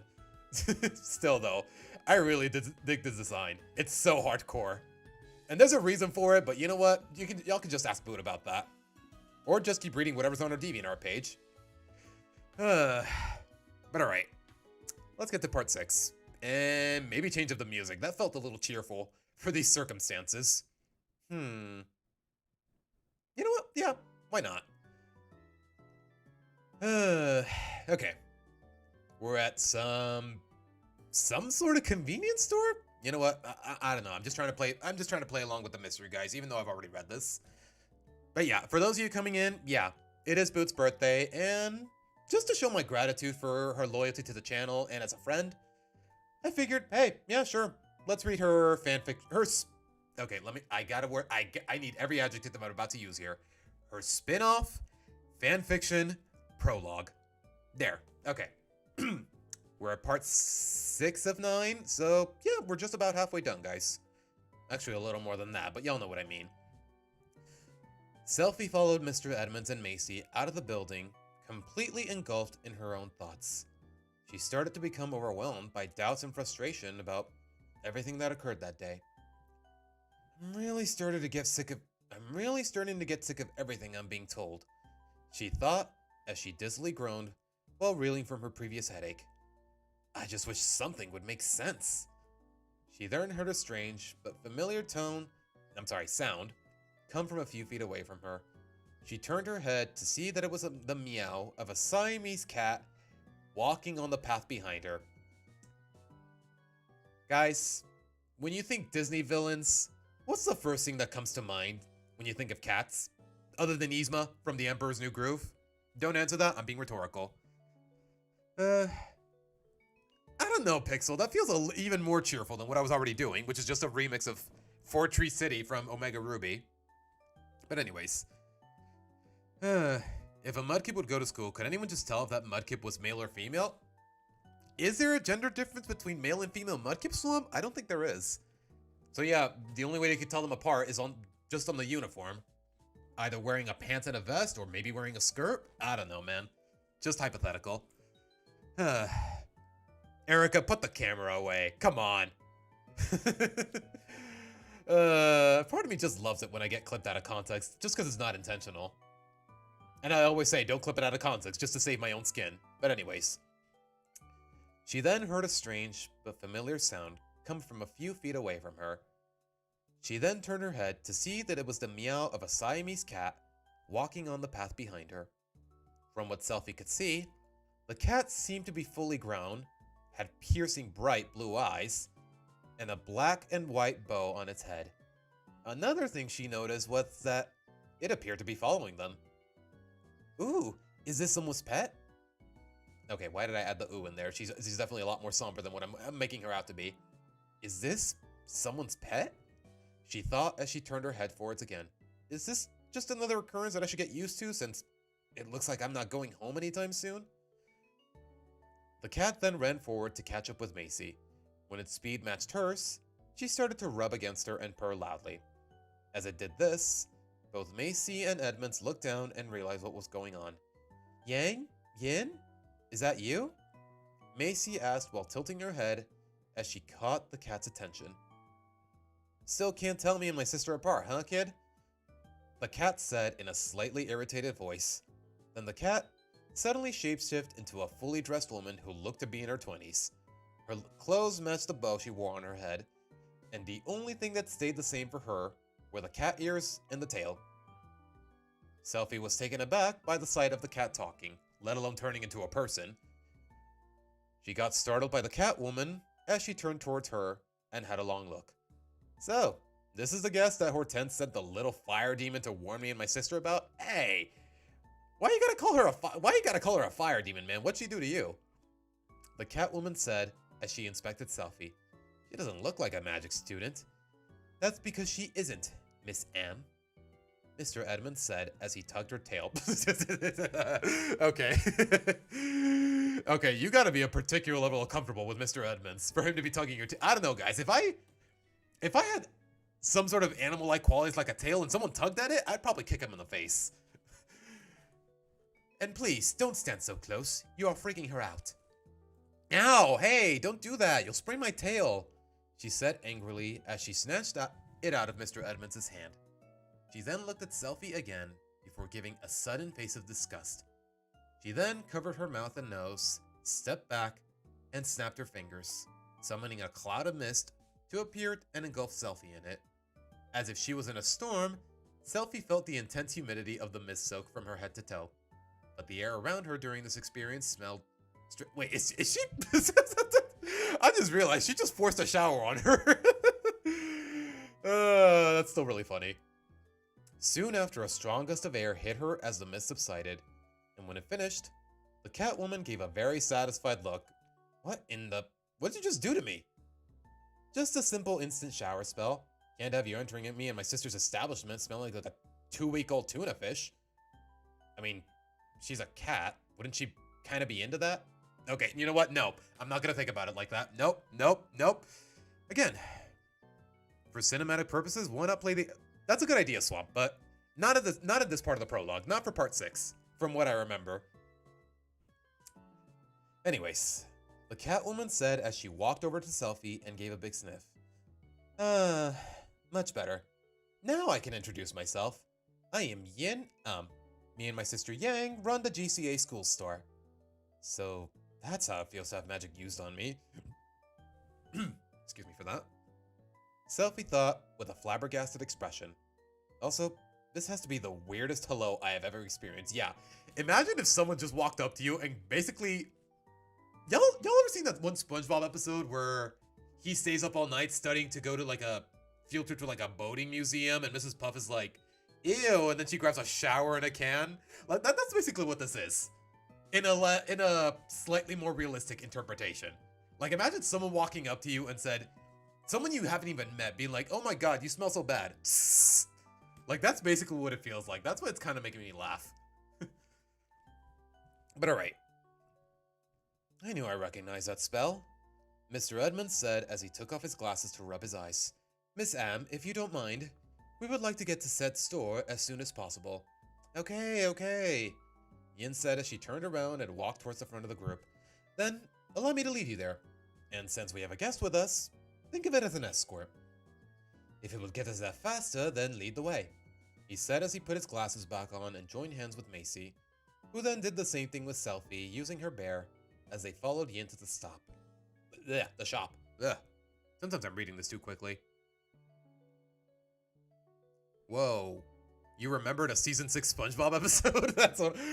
Okay, Erica, in my defense, Season 6 of SpongeBob, I was still more or less a kid, or at the very least a young teenager at the time. So, that was before I realized, wow, modern SpongeBob sucks. So yeah, give me some credit. Give me some credit. Like, come on. After a few more minutes of walking, the four of them arrived at the school store. It was a small shop that looked almost like a corner or convenience store you would find in a small town. It had 4 mannequins in its window showing the uniforms of the students and the types of skirts they wore according to their class. The bells on the door chimed as they entered the shop and were greeted by another Catwoman, similar to Yin. Welcome to C&M's Cranny, the woman said with a respectful bow. I am Yang, and I'll help you with anything to ensure you are pleased with your visit. Sis, you know you don't need to be so formal with me. Macy and Eddie here, Yin said in a teasing tone. Hey, just because it's your day off doesn't mean I can't let my business guard down, Yang said, straight-faced but in a serious tone. Besides, you brought a guest, and I need to make a good first impression. Suit yourself. Oi, Eddie, want me to introduce your guest to my sister? As long as you stop addressing me by that unflattering nickname, I will, Edmund said before gesturing behind him. Miss Sai, this is Miss Selfie. It is a pleasure to meet you, Yang said with another bow. Yeah, nice to meet you too. So, you two are the twins I keep hearing about? Selfie said as she felt another cough coming on. Indeed we are. For better or worse, said Yin with a wink. Anyway, I've come here to pick some things up that Lady Hortense has ordered, Mr. Edmonds said with a sigh. Oh, yeah, I made sure to get the package ready as soon as we got the message, Yang said as she went behind the counter of the shop and grabbed a large box. Oh, and threw in a variety of cough drops for Miss Selfie to help with that nasty infection of hers. Yin, have you been... Mr. Edmonds started with an irritated expression. Following you guys all day and relaying any info I could to my sister? Of course I have! Yin happily said as she cut him off. How else do you think we know what people need when they visit our store? I don't think stalking your customers is a good idea to help with your business, you two, he said as he placed the crown on the counter. I mean, to be fair though, it is a very clever business practice, and I guess the school store does need to stay in business. I mean, it's not like they can replace it or anything like that. Oh, is that what it's called, Nick? Nautical Novice? It's crazy that I still remember that episode, let alone... Okay, I didn't even know the season was from. It's just Erica reminded me of it. The Fire Demon is a different character that has been named, but not introduced yet in this prologue. Okay, even if I know off the top of my head who that was, the term Fire Demon, it seems a little degrading. Even in a universe like this. Once somebody other than me finds out and spreads the words of your practices, your sales will be flushed down the toilet. Well, hey, nobody has found out yet, Yin said as she picked up Macy, gave her a big hug, and started to play with her. Aww. Though some have gotten ridiculously close. But thankfully the students here are more focused on other pleasures than how we run the shop, Yin said as she pushed the box of goods towards Mr. Edmonds. Also, package is on me today. Oh? Did she request this as well? No, you just look like you didn't need the extra stress, she said as she typed something into the cash register. Oh, well, thank you, he said before hearing a shriek from the outside the store. Okay, this is a good time to change the music, and I did have something in mind. Where is it? There's a huge monster on campus! Screamed a student as she ran into the shop for shelter. Somebody help! My magic isn't enough! A what? A monster? Edmonds and the twins looked at each other and gave a nod before dropping what they were doing to run outside and see what the commotion was about. Edmonds, is there really a monster? Macy said in a scared cry as she gripped her bear tightly. Are you gonna be okay? Mr. Edmonds stopped before reaching the door. He then, without saying a word, went back to Macy and gave her a long hug before giving a look and a nod to Selfie before catching up with the twins. Okay. I'm sorry, guys. I'm just really trying to hype it up as much as I can without seeming like I'm pandering. I don't know, Swamp. Mr. Krabs? Yeah, okay. I guess if you think about it a little too much, yeah, it would be Mr. Krabs, now that I think about it. I don't know. It just... I mean, I get it. They're cats. And the school store needs to stay in business for the greater good, but... even then, it is a little slimy. And yeah, it feels like more... You know what? Forget Mr. Krabs. It definitely gives more of a Grunkle Stan kind of vibe. I don't know how to explain it. It just does. Mr. Krabs did stalk a chum bucket customer when he thought that fish liked the chum. When? You know what? Don't answer that. I'll look into it later. I want to keep reading. Selfie approached Macy as Mr. Edmonds ran out of the shop. She then noticed that the little girl was standing there, frozen in place, and staring with a wide-eyed expression that came off as a mix of confusion and horror. Oh gosh. Okay, that's how... Okay. You know what? That gives a lot of decent exposition in just one sentence. Yeah, even the right hand to the Dumbledore of this universe doesn't stand a chance against this kind of monster. So it makes sense that the little girl is scared out of her mind. Not just because she's a little girl. But anyways. Macy, Selfie said as she patted Macy's head. Are you okay, kid? Edmonds. Don't worry about him, Macy, Selfie said, trying to comfort her. He'll be fine and back before you know it. Macy said nothing, only gripping her stuffed bear tighter as she shut her eyes in a desperate thought. Aww. Without warning, the little girl snapped her eyes open and started to sprint towards the door. Oh gosh. Hey, wait, where are you going? Selfie called in a frantic worry. It was too late. She could see Macy running away from the store to follow Edmonds and the twins. Selfie immediately grabbed the crown and started to run after her. She had no better plan in the situation but to follow her and try to catch her before she could get too far. As Selfie ran with Macy in sight, she noticed that a multitude of students were running in the other direction, and some looked pretty worse for the wear. Selfie gave a very nervous gulp as she slowly got closer to Macy. What kind of monster could this be? Selfie thought as she finally caught up to the kid. And how many people have tried fighting it? She and Macy both stopped as they saw the monster. It had a large and bulky frame with arms that hung down all the way due to its terrible posture.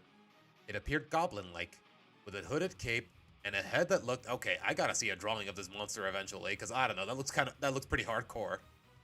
The weirdest thing about the monster that scared them the most was the vicious, ink-black liquid that was dripping from its head, arms, and fingertips. Ugh. Their attention was then turned to a large booming sound as the twins hit a wall after being thrown by the monster. Okay, realistically, that should have killed them, but you know what? I'm not here to be picky. Selfie and Macy gasped at the sight and how bad a shape they were in. And the twins were barely able to get themselves back on their feet. Yin! Yang! Macy yelled as she ran to them with Selfie following. Are you okay? Are we alive? Yes. But are we physically well? You tell us. What she means is, yes, we are fine.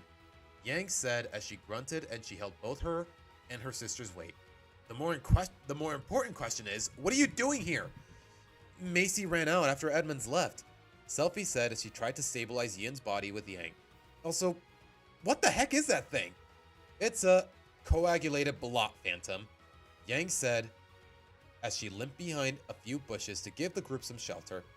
A monster made up of multiple magic-hungry creatures with a similar goal.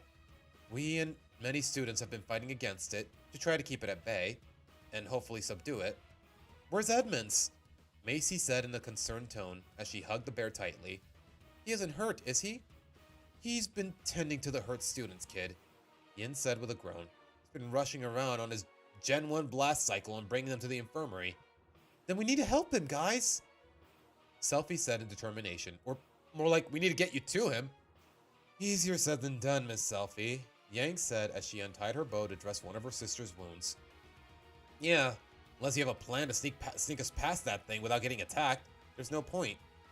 But there has to be a way. You guys could die if you don't get help. Selfie snapped before falling victim to another loud coughing fit. Oh gosh. Which caught the attention of the monster. Oh gosh, even worse. The monster gave a blood-curdling, discordant shriek as it turned in their direction. Its footsteps shook the ground as it started to come closer, breathing heavily as it swung back its black, dripping arms. The swinging got harder as it closed in on the group's hiding place, until it heaved its arms to give a hard, final blow. Well, this is it, Selfie thought hopelessly before closing her eyes to accept her fate, until she felt the crown give a surge to her hand and raised it to seemingly block the blow. She didn't know what to make of it, but once the monster's hand came down, something even stranger happened. Selfie, look! Macy yelled, snapping her out of her delusion. The monster shrieked again as it pulled its hand away, as if it were in pain. It lurched back away from the bush as it continued to wail.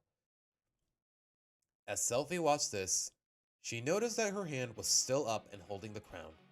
She was astounded by this before looking at the others, noticing that they were unscathed from the attack. You saved us, Selfie. It wasn't me. Selfie stuttered as she brought her hand down. It was the crown. Well, whatever it was, look at what happened, Yang said. We have an opening now. Let's move. Yes, ma'am, Macy and Selfie said before following the twins up. I love how even Selfie said yes, ma'am, even though she's only like 3 years older than you, girl. Like, I don't know, guys. Like, when somebody whose age gap is not that far away from yours and they call you ma'am, like, I don't know, I'd be a little insulted. But hey, they're in the middle of a crisis. They're not in a position to be thinking about it. Anyways, after running for a moment, they noticed all the damage done to the campus due to the monster's rampage, but they couldn't stop to stare at the destruction. They needed to get the help for Yin and find out how to stop the monster. They then saw Edmonds as he led injured students into the school with a student who had purple on her uniform and long blonde hair in a large fishtail braid. Mr. Edmonds, we need your help. My sister's in bad shape. What happened to you guys? The blonde girl said in shock. And why are Macy and Miss Selfie with you two? Oh, wait, that was Edmonds. Let me reread that. And why are Macy and Miss Selfie with you two? He said in irritation and shock before shaking his head. You know what? Explain it to me inside. Miss Corona, could you please get to the wounds right when we get to the infirmary? Miss... Purple on the uniform, long blonde hair, and her name is Corona. I wonder what beloved Disney princess inspired this character. Seriously, chat, if y'all can't guess that, I don't know what to tell you. Yes, Mr. Edmonds, the girl said as she took Yin by the other shoulder and followed him to the infirmary. When they arrived, everyone in the group was almost horrified by the amount of people the monster had hurt. There appeared to be two other students with blue on their uniform, helping tend to the crowd. Miss O'Tahalan, Miss O'Hare, Mr. Edmonds called down, find a space for Miss Am, ASAP. Yes, sir. Remain, quick, bring her over here. One of the blue... Yeah, Corona is her last name. Her name is Corona. When I say her name is Corona or her name or whatever, like, it's inferred. I'd like to believe it's implied that I was referring to her last name. But you know what? That's just semantics. Remain, bring her over here. One of the blue uniform students said, as she led Yang and the blonde student to the last empty bed. Allison, you check the others and see if they're okay. You bet, Annalise, the other girl said as she pulled up a couple chairs for Macy and Selfie. After tending to Yin's wounds, Mr. Edmonds came back to Selfie and Macy to ask what happened. He listened to their explanation for a little while before interrupting. Wait, a coagulated blood phantom? He asked as he held up his hand while crossing his arms. How in the hidden seven did you two not get attacked? Well, here's the thing, Selfie said after clearing her throat. We did, but something happened. Something like what? She saved us, Edmonds. She raised that crown in her hand and it shielded us. Before saying anything else, Selfie went into another coughing fit. The cough seemed harder than the others, and it caused a look of distress to come from Edmonds and Macy.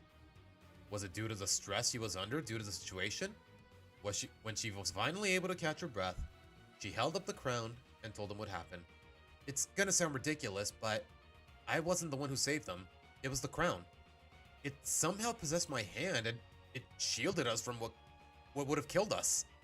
The energy, I guess it did something to hurt the monster, and that's how we had our opening.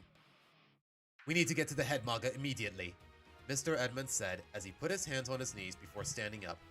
So we can get help with the Phantom, and after that, you can tell her about what happened to you. Where is she then? Is she still with the cauldron? No, she's not at the lair. She has to be in her office by now, he said as she gestured for the two of them to follow him. He gave a quick nod to the three students tending to the others before taking Selfie and Macy with him. The three of them exited the infirmary and ran up a few flights of stairs before arriving in the east wing of the school. It was more decorated than the rest of the school, having a velvety red and gold carpet that lined the hall.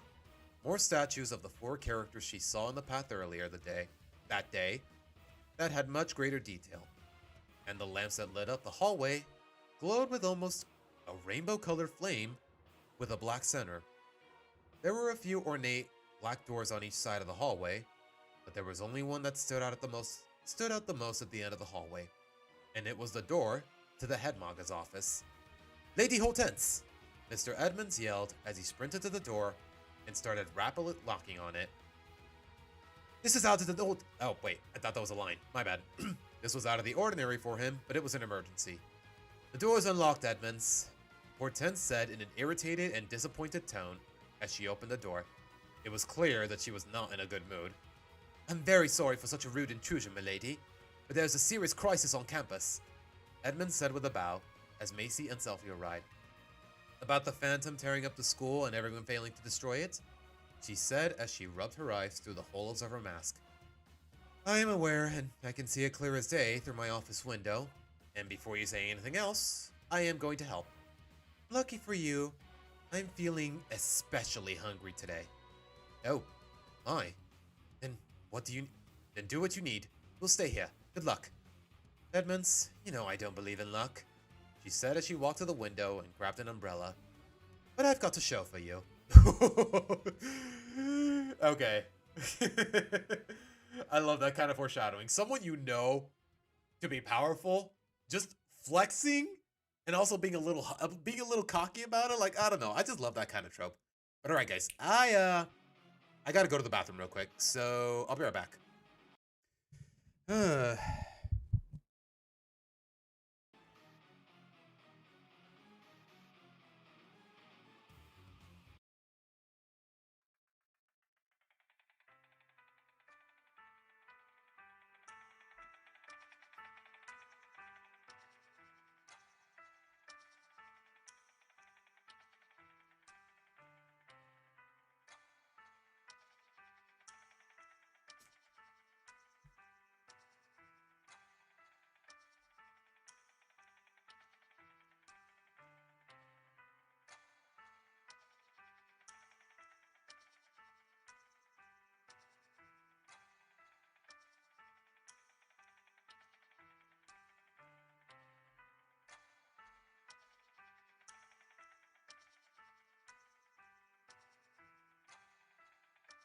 Oops, wrong button.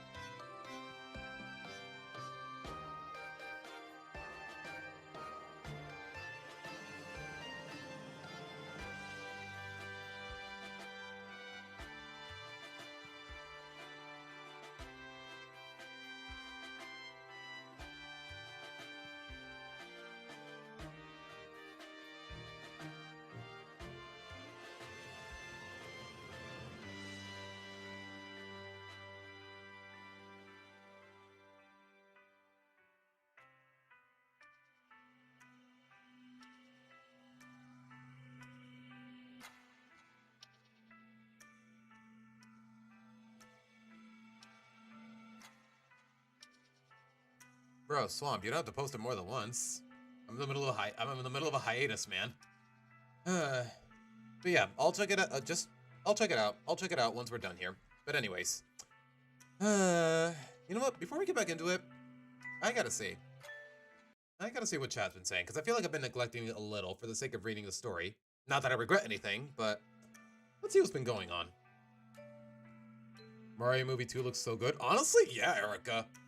I don't know. Maybe they're just presenting all the best visuals they have in the movie, but just from that tiny little direct we saw in the morning, I'm feeling hopeful. Because so far, they've gotten Yoshi down well enough. I'm glad he doesn't have an actual speaking voice and he just says Yoshi. Like, I don't know. I am so glad they kept it that way. It would have been so easy to just cast a celebrity to do it, but nah. So far, 10 out of 10 with Yoshi. 9 out of 10 with Rosalina just because of the casting. That's it. But still, though. In terms of my favorite Mario characters, they are doing it well enough. So, honestly, I kind of want to. I really look forward to it, if nothing else. But alright. Anyways, what else is going on? A guy a year or two younger than me once called me Mister when I was walking home.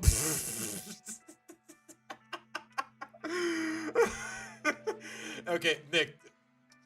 I don't know what you look like IRL, but there's some people are old and some people look old. Sometimes both, but what does that say about you? Okay, you know what? I'm in no place to talk. I mean, I have a cousin who's about 2 years younger than me. He was visiting my place, and when he said goodbye, okay, how do I describe what he did without using my real name? Because keep in mind, guys, Seabass, it's a abbreviation of my middle name. The name the name I'm referred to with IRL, I'm not disclosing that on stream. I'll say that much. But yeah, he basically called me a euphemism of my name. You know how when someone is named Charles, they call him Charlie? He basically did the same thing with my name. And I don't know, he is 2 years younger than me. Like, it's not really a nickname I go by anyways. Like, why would he? Like, I don't know, man. I've been there. I've been there, to say the least. But I don't know. Okay, to be fair, Kato, to be fair, that's the thing. Some celebrity castings are really not bad.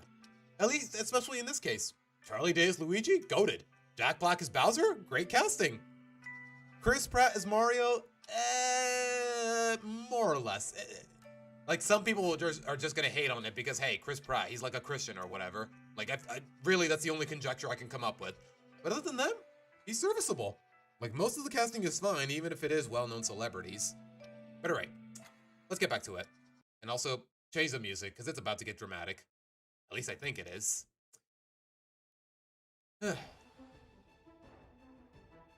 Look at her go. Look at her go. Umbrella at the ready. She took the mask off. Okay, that's how you know it's gonna get hard. Do not clip that out of context. Oh my god. Oh, why am I so... Ugh.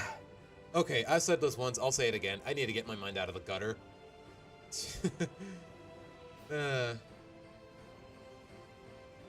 Okay, I guess for selfie... For a complete stranger in a completely different reality or dimension, I guess it makes sense for selfie, but it still comes off as a little silly, if nothing else. I did notice that they didn't mention pop songs in the Mario Movie 2 Direct. Maybe they learned their lesson? I mean, to be fair, Erica, they didn't really mention it in the... They didn't really tease them in the first movie either. They just put them in and called it a day. Which I thought was really dumb, by the way. Like, why did we need to listen to Take On Me as the Kong was riding the cart? I don't know. Why did we need to listen to I Need a Hero during the training montage? I don't know. It was dumb. Hopefully they do learn their lesson, but we'll see. Yeah, I asked for it, Swamp. I asked for it. Erica, put the camera down. Put the freaking camera down. All right. Selfie was more than confused at this exchange as she followed Mr. Edmonds into the room. The room looked just like the hall that she was just in, except for a desk with a candle on it and a few bookcases. But what she was about to see would blow her mind. At one moment... Wait, am I even on the right screen? Okay, I am. I was about to say. Is my mic on? Am I on the right screen? Like, out of all the days where I usually screw this kind of stuff up, this is the last day I should be doing it. But we're all good. We're good. At one moment, Lady Hortense stood at the window with umbrella in hand, but the next, during a cluster of thunder and lightning, she was gone. Okay, that's okay, that's actually pretty badass. To summon a light, like disappearing into the lightning? Like, I don't know, man. I don't know. Like, I love it when people incorporate fantasy elements creatively. Or at least concisely.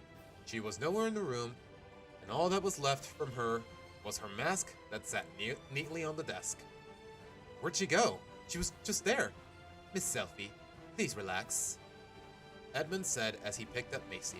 Just follow me to the window, and you will see her. With thunder still rumbling outside, Selfie slowly made her way to the window where Edmunds was now standing with Macy. She then peered out the wide window to see what was going on. She could see the horrid monster and the twins, and multiple others, trying to fight to no avail. But she didn't see Hortense yet. There she is! Macy said as she pointed to an almost black, thunderous storm cloud that loomed over the beast. I don't know, man. I don't know what it is about these kinds of fantasy elements. Like your kid looking up to you as you're did I just say popping off is what I meant to say. Oh gosh, I am not beating the allegations. I sure hope she sent out a warning to the townsfolk before doing this, Edmund said in concern, especially since she has been doing this a lot more frequently lately. What'd you just say? Selfie said in a tone of mixed confusion and shock. You mean she does this often? Sadly, yes, but if you just watch, you can see that she does it very quickly and thoroughly, he said as he looked back out to look at the cloud ahead. You may find her work quite impressive. Selfie swallowed her saliva with another loud gulp as she looked out the window again, trying to imagine what could possibly happen that was making her entire body shake with anxiety. She then saw something change.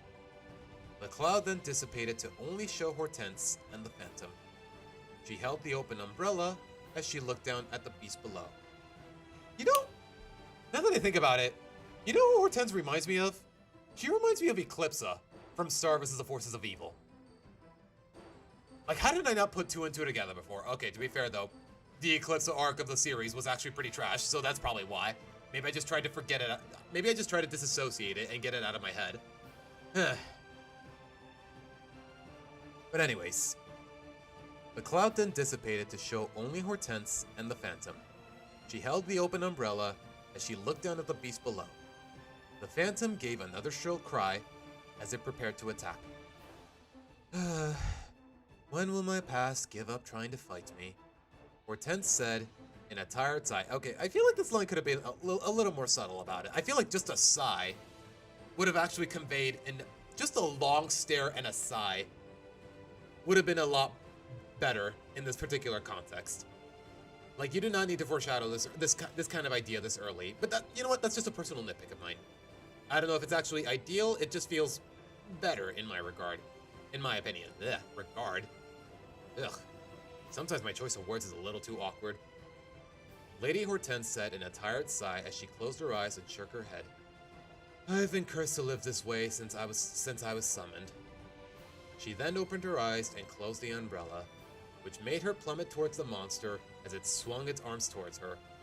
During her fall, she pointed the tip of the umbrella in the direction of the monster and focused magical energy into it.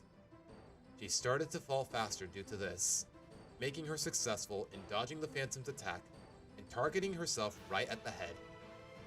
Goodbye, Blood Phantom, Lady Hortense said to herself as she plunged her umbrella into the Phantom's ink jar of a head.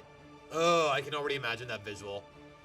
Oh, just the blood gushing out of his forehead. Oh, I'm already imagining it. And you know what? When you can envision it well enough in your head, yeah, that's how you know you got good writing, more or less.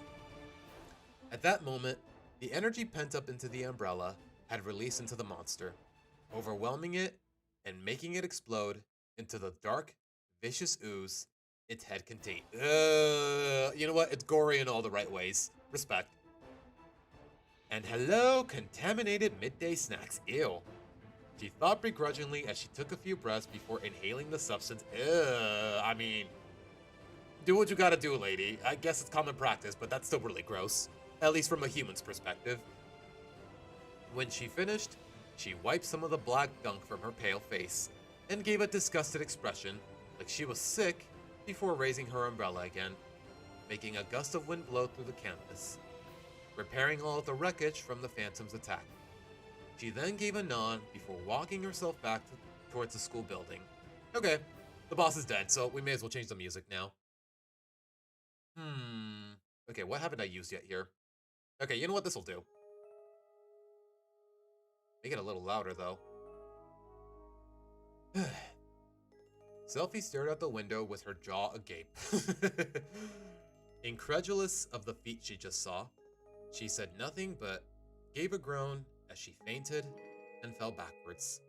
Thankfully, Edmonds caught her before her head crashed into the desk.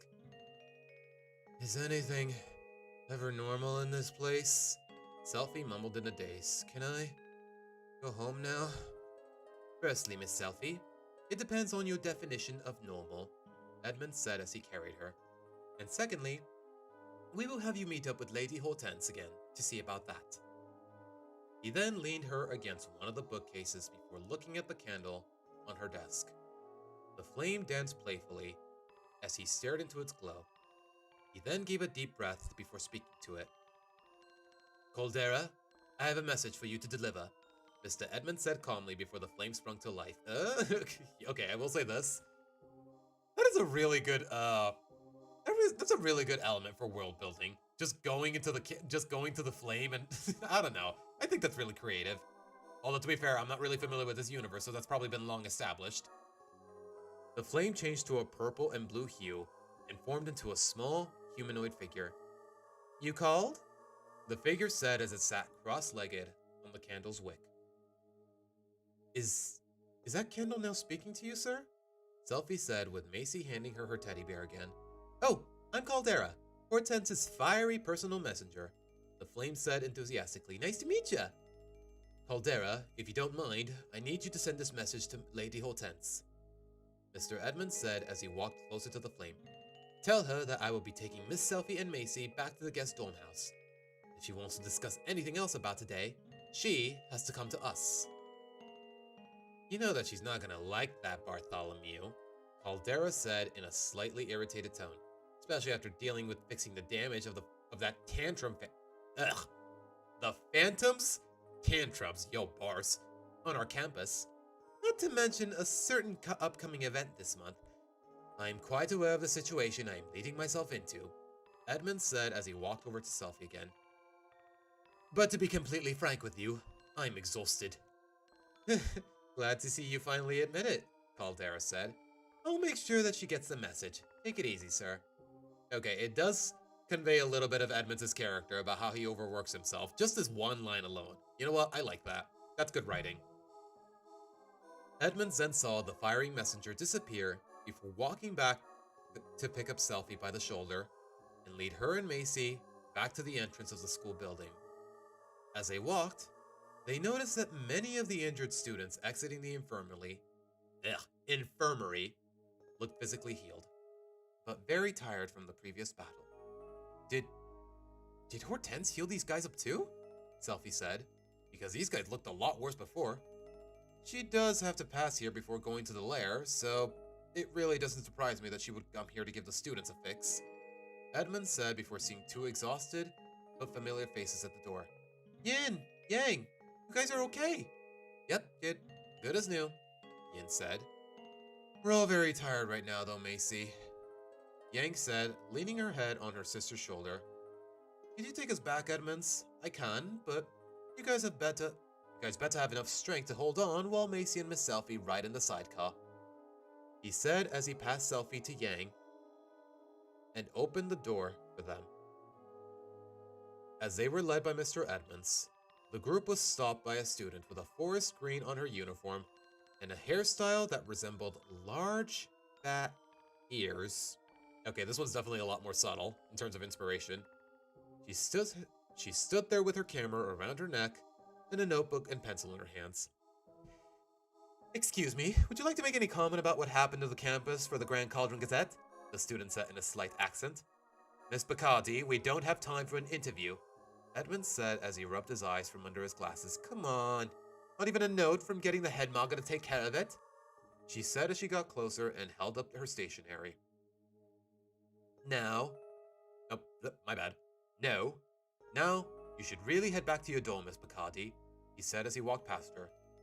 Your housemaiden took quite the beating today and will need her errand girl to help around the dorm while she rests.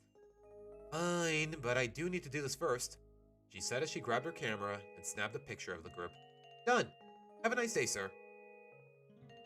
Edmonds groaned as he continued to lead the group, as they soon made it to his vehicle, which to Selfie looked like an ordinary motorcycle, and took their places. Selfie and Macy seated themselves in the sidecar, and Edmonds and the twins on the main bike before riding back to the guest dorm house, with Selfie falling asleep during the ride. To be concluded immediately. Okay. I'm curious. Definitely got a. This is, you know what, for what's more or less the climax of this prologue? Yeah, definitely got a lot of world building across very organically. I like it. But alright, here we are with part 9, or the finale, however you want to word it. And you know what? Let's tone it down with the music a little. No, nothing too eerie, nothing too crazy, just more or less conclusive, but I'd like to believe cheerful enough. But anyways.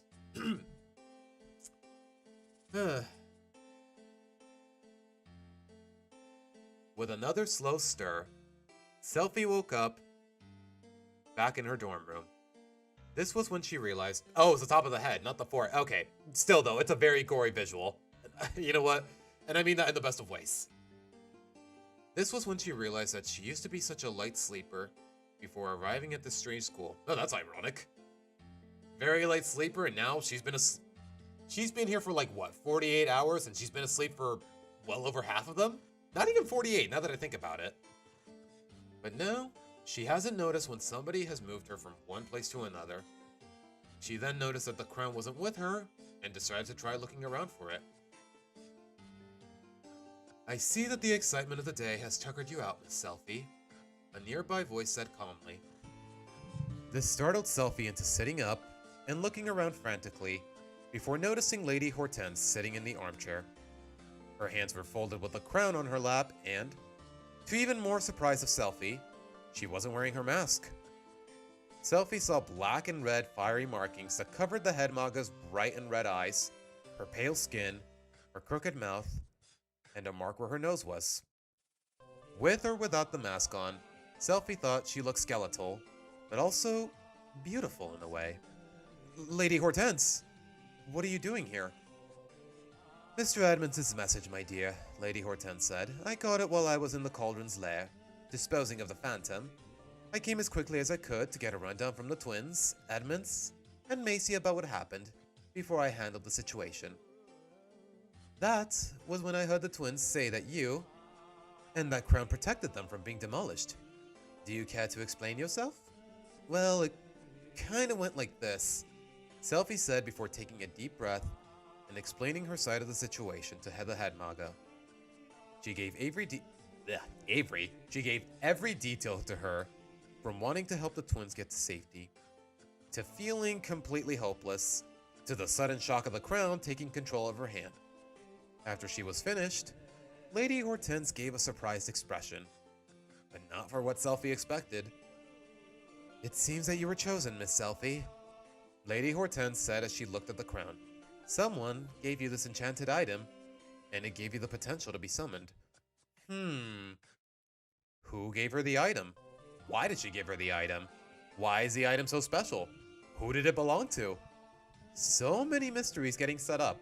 And you know what? It's got my curiosity. And I'm trying to be as unbiased as possible, guys. Enchanted? Selfie said in a confused tone with another headache coming on. What do you mean by potential? The Grand Cauldron doesn't just summon those who are magically gifted prodigies or those who come from high magical or social standings to attend, Lady Hortense started. It summons those who have potential. The potential to do meaningful and important work that can be expanded with magical abilities, but only if they decide to take the initiative. What was the criteria in Selfie's case? What did she do that made her so worthy, quote unquote? You know what? I guess we'll find out eventually. That's the reason why I have an entrance exam in place for every student, and why I give them the choice to take it. With one, and only one other chance for them to prove themselves, if they fail the first time. But you happen to be a special case, Miss Selfie. Your summoning was unannounced, and if my hunch is correct, the potential that the cauldron saw... Okay, let me reread that. The potential that the cauldron saw when that crown was given to you was enough to make it want you here as soon as possible. But I don't think as a student. So, it doesn't want me to go home then? Selfie asked. What is this potential it sees in me with the crown? That is something we're going to have to find out, Lady Hortense replied. I'm afraid it might take a while to do so. So this may be your room for quite some time. And because of this, I'm going to give you some information about living here, if you don't mind. Lay it on me, Selfie said as she flopped onto her back. If I'm not going home anytime soon, I may as well know more about this place. By what I was told by Edmonds, he gave a basic synopsis to you about the school, student uniforms, and the color correspondence. But I'm going to expand upon that and tell you about the dorms themselves. This institution has 7 dorms that are based on the spirits represented by the Hidden 7. Everyone who is accepted is sorted into one of these dorms depending on which trait they portray the most, with one student from each being the leader, or the housemaiden as they're called. The dorms go as follows. First, there is Neversmore, represented by Pink, and the cunning spirit of the Elegant Sea Captain. Gee, I wonder which Disney villain that is. Then there is Jungleheart, represented by the bright orange with the authoritative spirit of the Sovereign of the Wild. Okay, I already know, guys. I'm just more or less trying to be rhetorical. Then Princeberry, represented by the golden yellow with the fortunate spirit of the richest prince. You know what, guys? I will say that the Disney villain in question there is relatively obscure. If y'all can figure it out, then I don't know. You get a high five, I guess. Solopolis, which is represented by Scarlet Red, with the brilliant spirit of the astute sorceress. Towersdom, represented by Purple, with the mysterious spirit of the gracious mother. Buckington, represented by Forest Green, with the ingenious spirit of the underground mastermind. Okay, with that wording, it's definitely very subtle. I kind of like it. And finally, Friesenberg, represented by the icy blue, with the isolative spirit of the Ice Queen. Okay, technically not a villain, but hopefully you guys can figure it out. If y'all are interested. If y'all are that curious. So that's what the statues were about, Selfie said. Probably would have understood it sooner if I could read the pedestals better. Then try these on. I think they will help quite well. Lady Hortense said as she handed her a pair of glasses. They were presents from Edmonds, after reading the results from your checkup. Selfie warily put them on and was immediately able to see the intricate details of the sheets and frame of the bed clearly. In her shock, she then looked at Hortense and noticed a small but subtle chip in her horns, and the true brilliance of the crown that sat on her lap. Now you should be able to read everything you see, Hortense said with a nod as she handed the crown back. And you'll get used to it as long as you keep wearing them. Selfie was starting to get dizzy from looking around the room as she received the crown. She slightly swayed as she tried her best to keep herself from coughing before looking back at the head maga with the same surprised face. Before I fetch Macy for the evening, I need to discuss one more thing with you, Lady Hortense said as she adjusted herself in the chair. Since you aren't going to be a student here, I have decided to give you a job. Yo, based? Based? Like, yeah, just because you got isekai here doesn't mean you get to be a freeloader. You know what? Based. And honestly, guys, for a couple years after graduating college, I had a hard time finding a job. So you know what? I would appreciate this. I would definitely appreciate this. I've already talked with them, and you shall be working with the twins at the school store to help with deliveries around campus, which means delivering to dorms and classrooms if need be. Okay, but is there a uniform for this work? I mean, you can't expect me to be wearing this every day around campus. Like, yeah. I don't know, like, She would never hear the end of it when it comes to the bride jokes, if nothing else. At least when it comes to the white gown. Oh, no, you will be set with a new outfit when you start, the head maga said as she stood up. When the twins are finished recovering in the next day or so, they'll give you the uniform and you'll officially start. Now, I wish you a good evening, Miss Selfie. And if you need to get me or Edmonds for anything, just look for a candle and ask for Caldera. She then exited the room, closing the door softly before leaving Selfie alone. Selfie looked back down at the crown before coughing and pushing the glasses back up on her face. She wondered about who the person who gave her the crown could be, and thought back about what the head maga said previously. If she was meant to be there with the crown, she will need to find her potential. Her head started to pound as she finished her thoughts, taking the glasses off and setting them with the crown on the side table before laying down to ease the pain. She was hit with another wave of exhaustion as her head hit the pillow, and as she dozed off, she caught the slightest glimpse of a girl around her age in a normal school uniform, with a large, three-circled pin on her skirt and wearing a tiara similar to the crown. Selfie couldn't make out the face of this mysterious student, but she had a feeling that she was looking at her. You can help them. Just have faith, the girl said before Selfie fell into another deep sleep. Meanwhile, a girl was running across the decks of the Neversmore dorm ships with some important documents. She then approached the door at the end of the ship and knocked into it. Housemaiden! Captain? Captain Crescent? Are you in there? What is it, Melissa? She said said a voice from behind the door. I know you kind of took a beating from the emergency earlier, but I wanted to finalize some things before the big visit comes. Melissa said as she saw the door open. This couldn't have waited until tomorrow. The captain yawned as she stepped out of her quarters. I know, but I couldn't wait unless I double-checked everything immediately, Melissa said as she showed the papers to her housemaiden. More like quadruple check, Juliet said as she took the documents with one hand and shook out the other.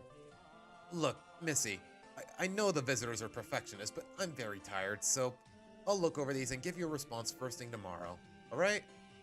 Okay, that'll work. Have a nice evening, Captain. Let's hope that everything goes off without a hitch, Melissa said, walking off as Juliet gave a nod and shut the door. The end. For now. So that was that, guys.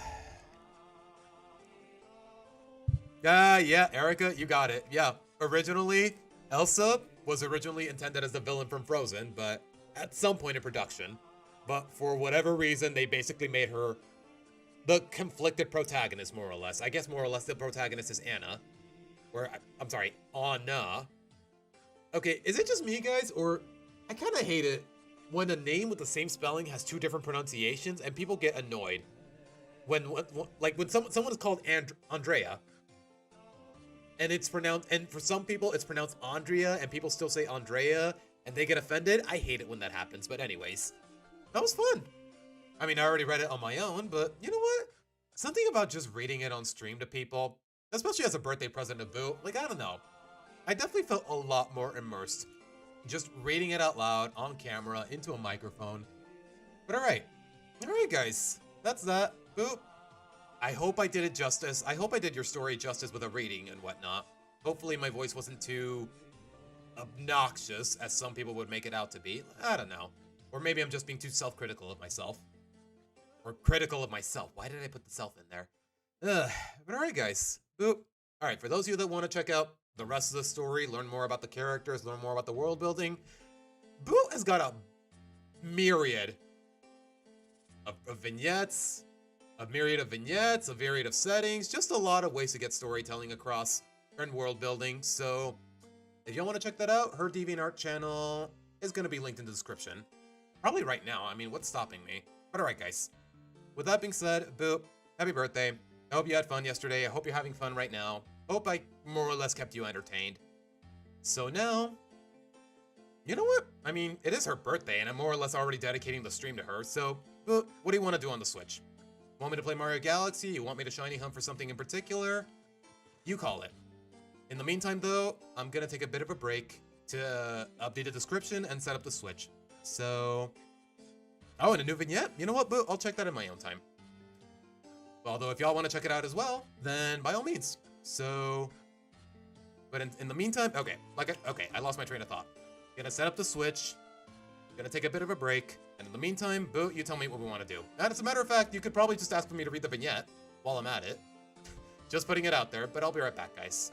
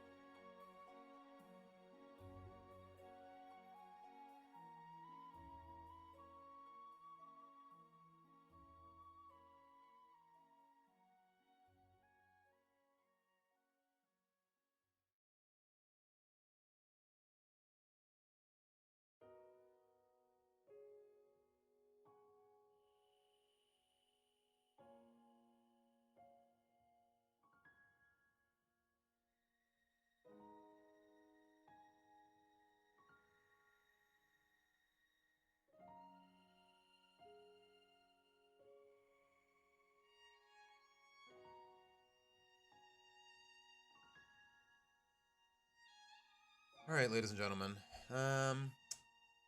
Yeah, was paying attention to chat more or less while I was taking care of business.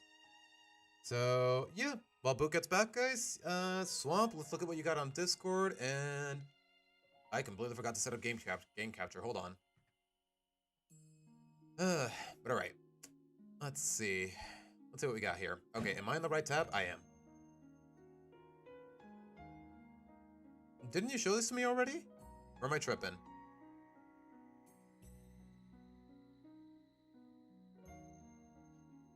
Oh, I'm on the wrong tab. Okay, there you go. Okay. Oh my gosh. Oh my gosh. Okay, this does go kind of crazy. I'm not gonna lie. Oh gosh. Okay. That does go kind of hard. I'm not gonna lie. Oh gosh, that's gonna haunt me in my nightmares even more so. Okay. Yeah, you know what? You really got that. You really got that. I don't even know what you call that form of Bill Cipher, but you really got the vibe down.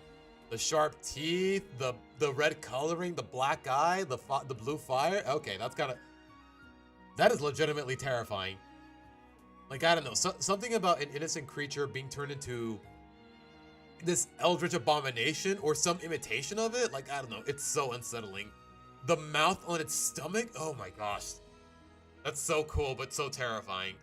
Like, I don't know, if I was like 5 years old, I would be scarred for life. I'll say that much. 2 Loud House transcripts Google translated? Okay, that is really specific, Swamp, but... Okay, I'll humor for now, but in the future, I'd rather you present it a little more formally.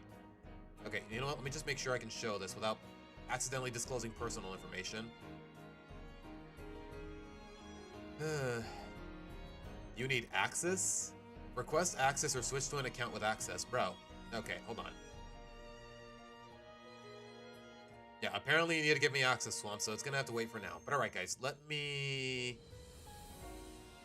set up the switch. Hold on. Okay, we're good. Do they have a name? Yeah, that is a good question, official. What are their names? I'm guessing it's just Bill Kip again. What's his name? Just Bill Kip? I don't remember exactly. Sorry if my memory's a little flimsy. But alright. Did I do everything right? Okay, I did. Thank goodness. But I don't know, guys. Do we want to go ahead and get Hank, or do I just want to grind some more on Galaxy 2? You know what? We can take care of Hank quickly enough. Bill Kip. Yeah, just Bill Kip. Okay. Oops, wrong game. Sorry, force of habit. As y'all come to notice, I play a lot of Unite off-screen. Sometimes on-screen, now that I think about it. But alright. We're just here for... I would say a plain old Mudkip, but that's a little insulting. We're here for a Mudkip, guys. And we're gonna name him Hank. And he's gonna be... Let's just hope he's really happy, if nothing else. But alright. Let me lower the volume here. I'd like to believe you guys can hear the game well enough. At least as far as the sound effects are concerned. And I just realized I'm on the wrong tab. Hold on. Hold on.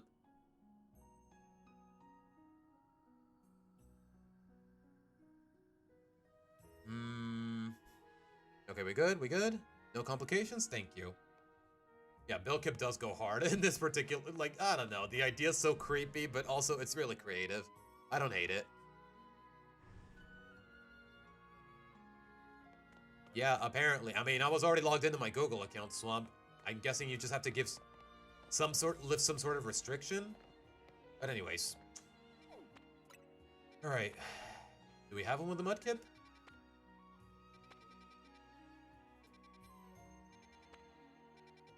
Apparently not, so... Okay. Back to the benches. Literally.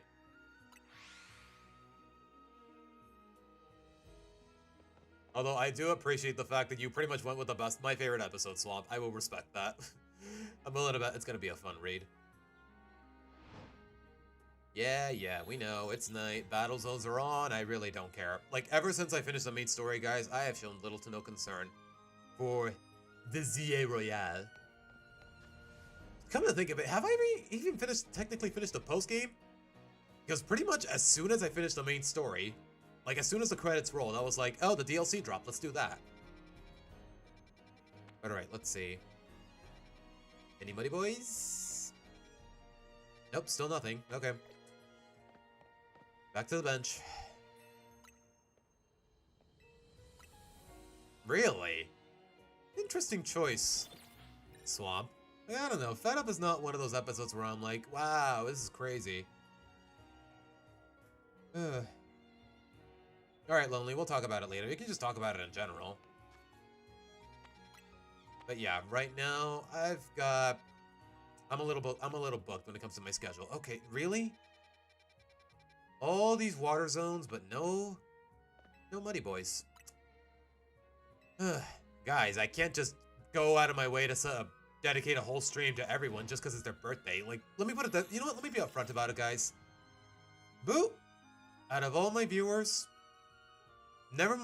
it's not just a matter of loyalty, it's just more so the fact that she's an actual friend of mine. Not someone I've met in person, but definitely someone I've bonded with. More so than a lot of other viewers. If not all of them, now that I think about it.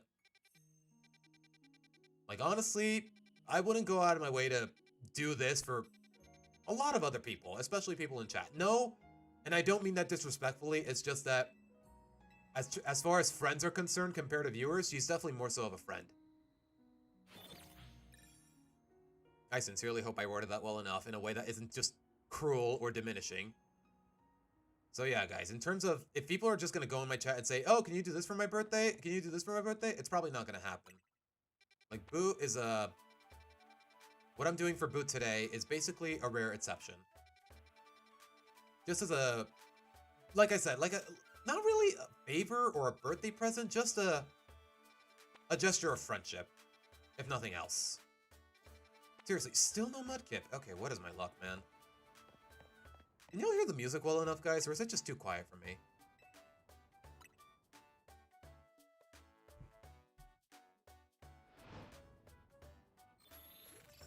Wait, what do you mean, Caden? What rocket monkeys? But alright, Lonely, take care. Thanks for stopping by. Is that a Mudkip? Nope.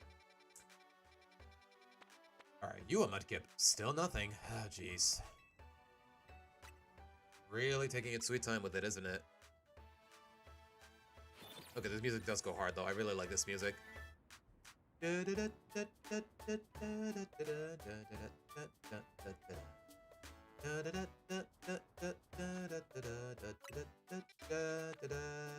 no Mudkip. Although I kind of would be down to catch my loading, but we're not here for that right now. We're just here for Hank. We're just here for Hank.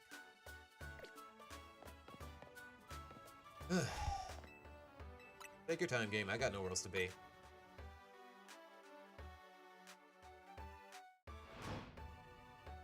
Alright, Swamp. Take your time. Wait a minute, how long have I been streaming? It's been almost 2.5 hours. Holy crap. I have no idea what that entails, Caden. I'll tell you that much.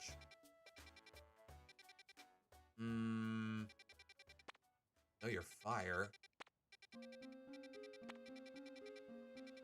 Okay, somehow we are whirling worse and worse, but hey. Yeah, I have no idea what that is, man. I'll tell you that much. Alright, we good now? Muddy boy? No Muddy boy. Still no Muddy boys. Okay, I don't know what gives, man. We've rolled like, what, 6 times? Usually we get in like the third or the second. But alright. I can wait. I got nowhere else to be. It's not even 5 o'clock yet. I really got nowhere else to be for the next half hour or so.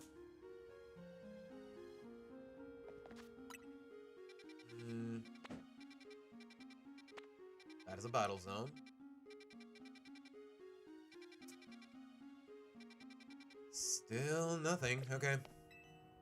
Do it again. The crazy part...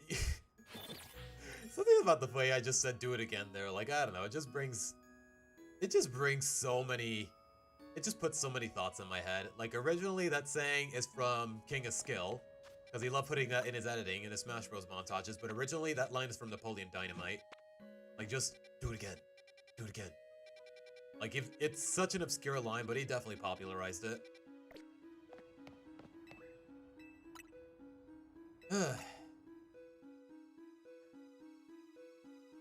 Like, seriously, just type in on the YouTube search bar, King of Skill, do it again. And you'll know what I mean.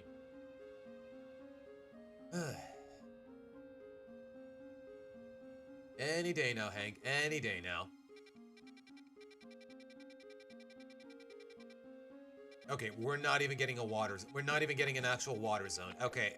Swamp? Maybe there's a little more trouble than it's worth. I'm just saying.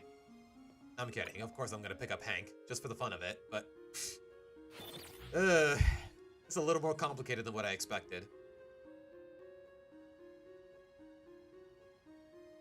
This random Nicktoon about two idiots with lazy flash animation and gross-eye humor that somehow... What? What? I would say, how have I never heard of this? But you know what? Maybe it's best that I don't.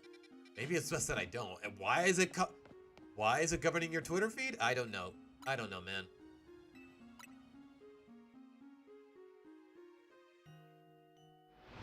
Wait, what happened? Tails, what happened? Why are you typing ... in my chat? Is it because of what Caden said? All right. Still nothing. Probably an error aired in Mexico. You know what? Shoutouts to the Mexicans for refusing to air that whatever that garbage is. Shoutouts to Mexico.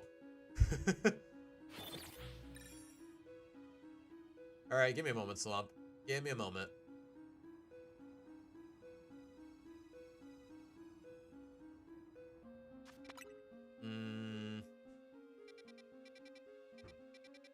Finally. Okay, here we go. Wait, do I have a good donut for it? Okay, you know what? You'll do. I'm not in it for anything crazy. Just a healthy male mudkip. That's all I'm asking for. Not a shiny, not an alpha. Definitely not an alpha, because Hank is small. Part of the gist is that Hank is supposed to be smaller than Isabella, so yeah. We'll work with what we got.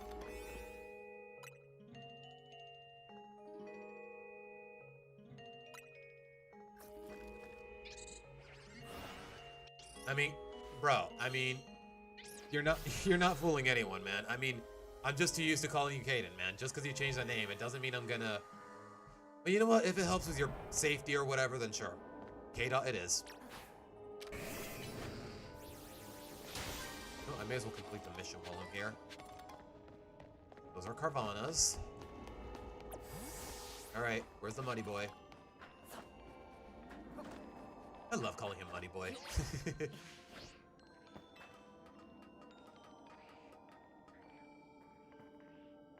I'm sorry, his last name is Wellington? I know he's a little classy, but come on, man. What kind of last name is Wellington, man? Okay, to be fair, the Wellingtons are delicious. I've actually never had them, but I've really wanted to try them, just because I know Gordon... For me, guys, Gordon Ramsay more or less popularized the Wellington dish, and you know what? I've always been wanting to try it.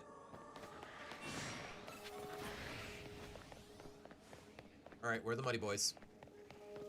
Muddy Boys? Muddy Boys? Muddy Boys.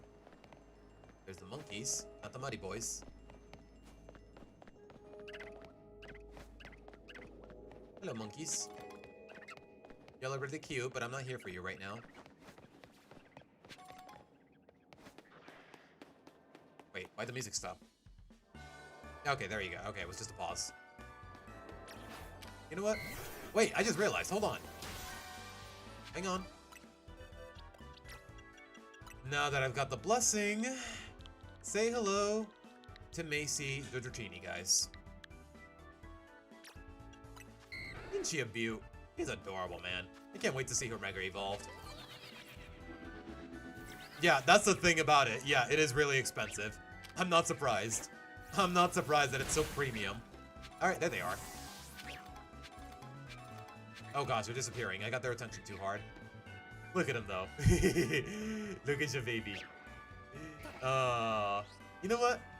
You look like a Hank to me. You want to come with? Please, come on, be the Hank. Okay, fine. We can do this the easy way, or we can do this the hard way. Ow. How about now? He's paralyzed, he's damaged. There you go. Alright, Hank. Welcome to the team. Whether you like it or not, I guess. Calamzy? Okay, to be fair, okay, are you really in a position to give her a last name though, dude? Because I'm the one who came up with the name Isabella. I'm the one who created Isabella, more or less. I mean, I don't know, and even then, Calamzy just sounds... It just doesn't sit right with me. And also, I more or less came up with this one. Pretty much the only one, now that I think about it. But alright. Macy, do your thing, sweetie. I'm not gonna lie, guys. I kind of want to keep her as a Dratini for as long as humanly possible, but... I also do want to see... I also do want a shiny Mega D-Knight, so... Maybe I'm in no place to talk. What the... Are they supposed to be swimming like that? And I just realized Thunder Wave, it doesn't break balls, so what am I doing?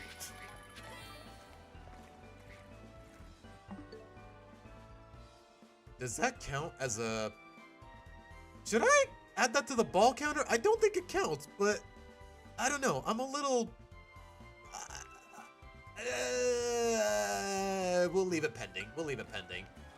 I'm not sure if that counts, but sure. But alright, let's do the mission before we get out of here. Sorry, missions. I remember seeing Carvana's here. Do you have a last name for her? No, but that's not the point. That's not the point, though. Oh, hello, camera, you want to work with me? Thank you.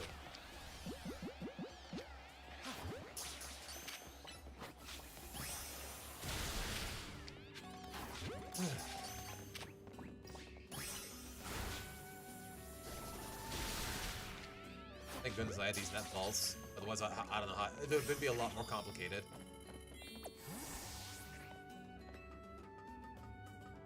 What would I say if one of my coworkers found out about my YouTube channel? I mean, I doubt they really care.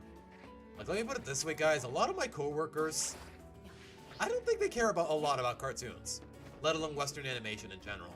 I mean, like most Mexicans, a lot of them are big fans of Dragon Ball and anime. Oops. But other than that, the odds of them finding my channel, especially since I speak English here and I speak Spanish there, are astronomically low. So I don't know. It just feels too impossible for me to even think about it. And you know what? I'd like to keep it that way. I mean, don't get me wrong, I always appreciate more support, but I doubt they would actually care. Like, I don't really tackle something that would really pique their interest.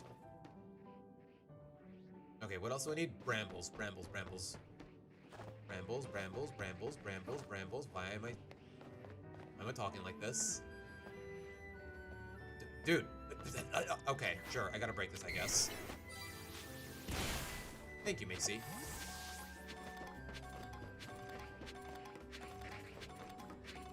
I don't see any brambles anywhere, though.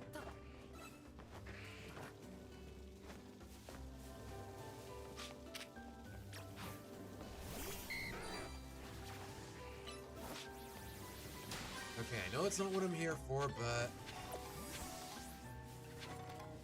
Okay, so are the Carvanas actually on me? Okay, they're trying, but they're not succeeding. There you go. Okay, there's some brambles. Oh, hey, Boop. Hold on. Let me just finish up. Let me just finish up here, and then we'll get to the vignette. And also... the transcript. The Swamp Pass. Okay, Jake, come on. You can do better than that. Thank you.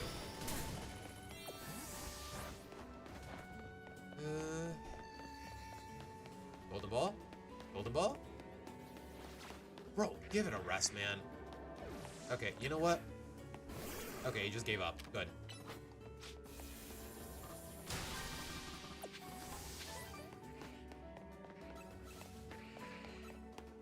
Golden ball? Golden ball? Golden ball? Okay, I got plenty of time here. Excuse me, pardon me. Coming through. I'm sorry. Ah, ooh, ah. Please tell me someone knows where that's from. It's a very obscure YouTube reference, but if you know where that's from, you're kind of goated. I'm not gonna lie. Zip Pillar? Have we actually discussed all of their last names? Now that I think about it, Swamp.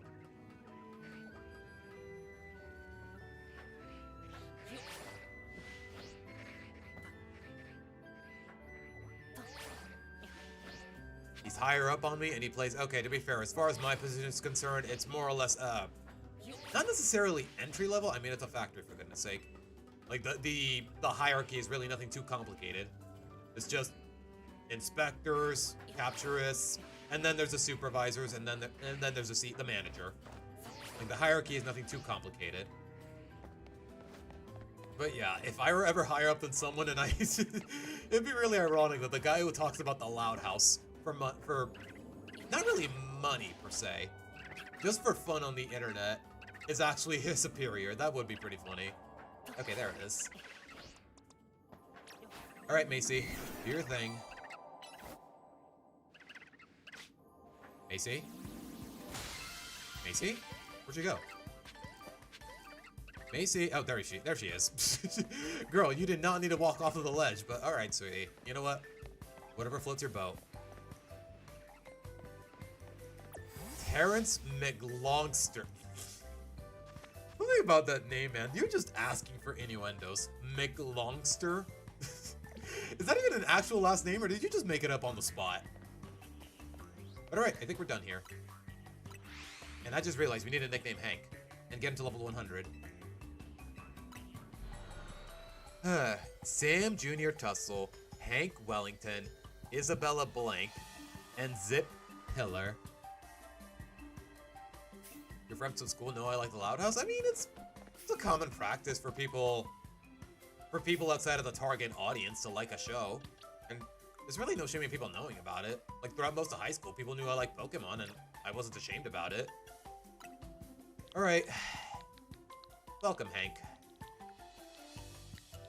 Oops. Did not mean to capitalize that. Hold on.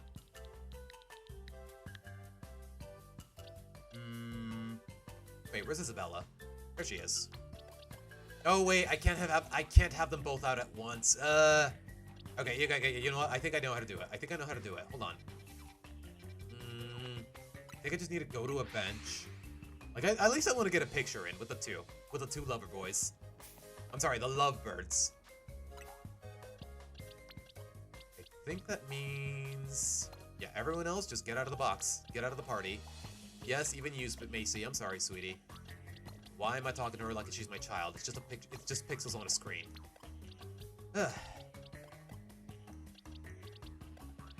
Wait, why level 80 specifically? Okay, that's the thing though. To get it to level 80 specifically, I don't know exactly how many candies I need to use here. Okay, cap's at 106, so... Let's make it... 53 and work from there. Oh my gosh, exactly enough. Okay, I kind of nailed it. I have absolutely no math. I have no means to show my work here, but I nailed it. Okay. Okay. Yeah, I don't know, Tails. I really don't know. But alright. Here we are. Am I doing this right? Where are they? Where are the babies? Okay, okay, I picked a terrible bench for this, but... Okay, there they are. Okay, I'm doing it right. I just need to find a better bench.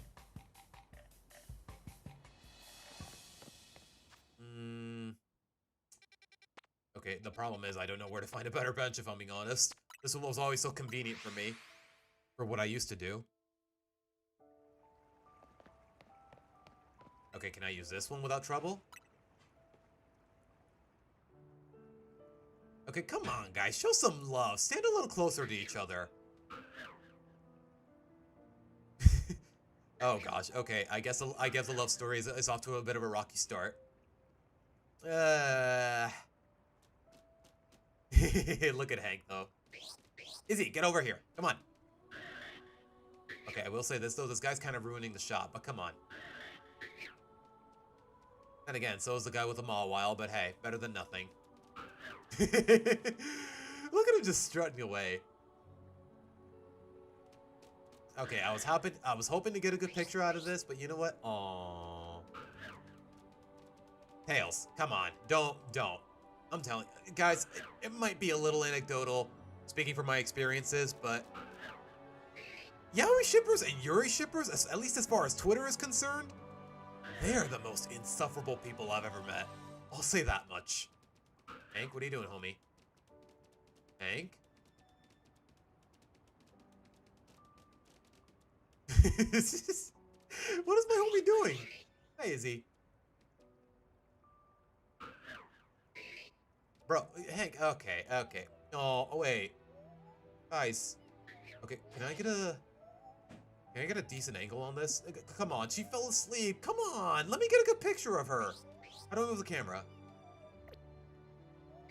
I guess I can't, not from where I'm standing. Okay, I will say this though, this camera system kind of sucks.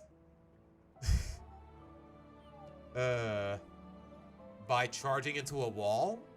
Is that what he's doing, Slob? Okay, you know what, we'll leave it as this. We'll try again. We'll try again with a better bench, but for me to find it, I'm definitely got to look into it off screen. But alright, guys. Boots is back, so you know what? Just to compliment the stream a little further, at least for her sake, let's read one of her birthday vignettes. As for those of you wondering, what's a birthday vignette? Basically, she gives the characters a birth date, and when the day comes, it's more or less a personalized celebration for the individual character and an opportunity to flesh them out, more or less. I hope I defined that well enough, if nothing else. Okay, Tails, please don't put Japanese in my chat without me. Guys, do me a favor, speak English in this chat. I know it's kind of funny when you post a foreign language and I can't make it out, but it makes things a little awkward, if nothing else. But alright, let's look at her latest, which is apparently a vignette for basically a character inspired by Olaf from Frozen. Okay, this music does not match it at all. It's more so depressing than it is fitting for a vignette, but you know what? Screw it. Let's work with it. Yes, Swamp, hold on. I more or less got a bit of a cue when it comes to the two of you, and I think that's it. But alright. Wait, Boo, are you actually there? Before I start reading, I need to know, is the person I'm doing this for actually in chat? That's what I need to know. I need the epic kissing now. Stop it, Swamp. Just stop. Give him time. Give them time. Wait, am I even on the right tab? Okay, you know what? Let me just translate what was there at Tails, just out of curiosity.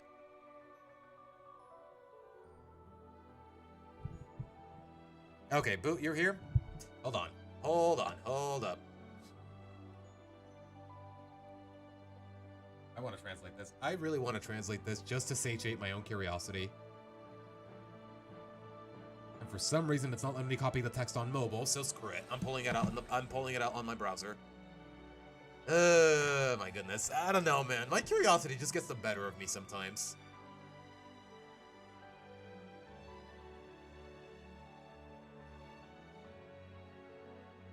Alright, let's see if the replay actually shows it.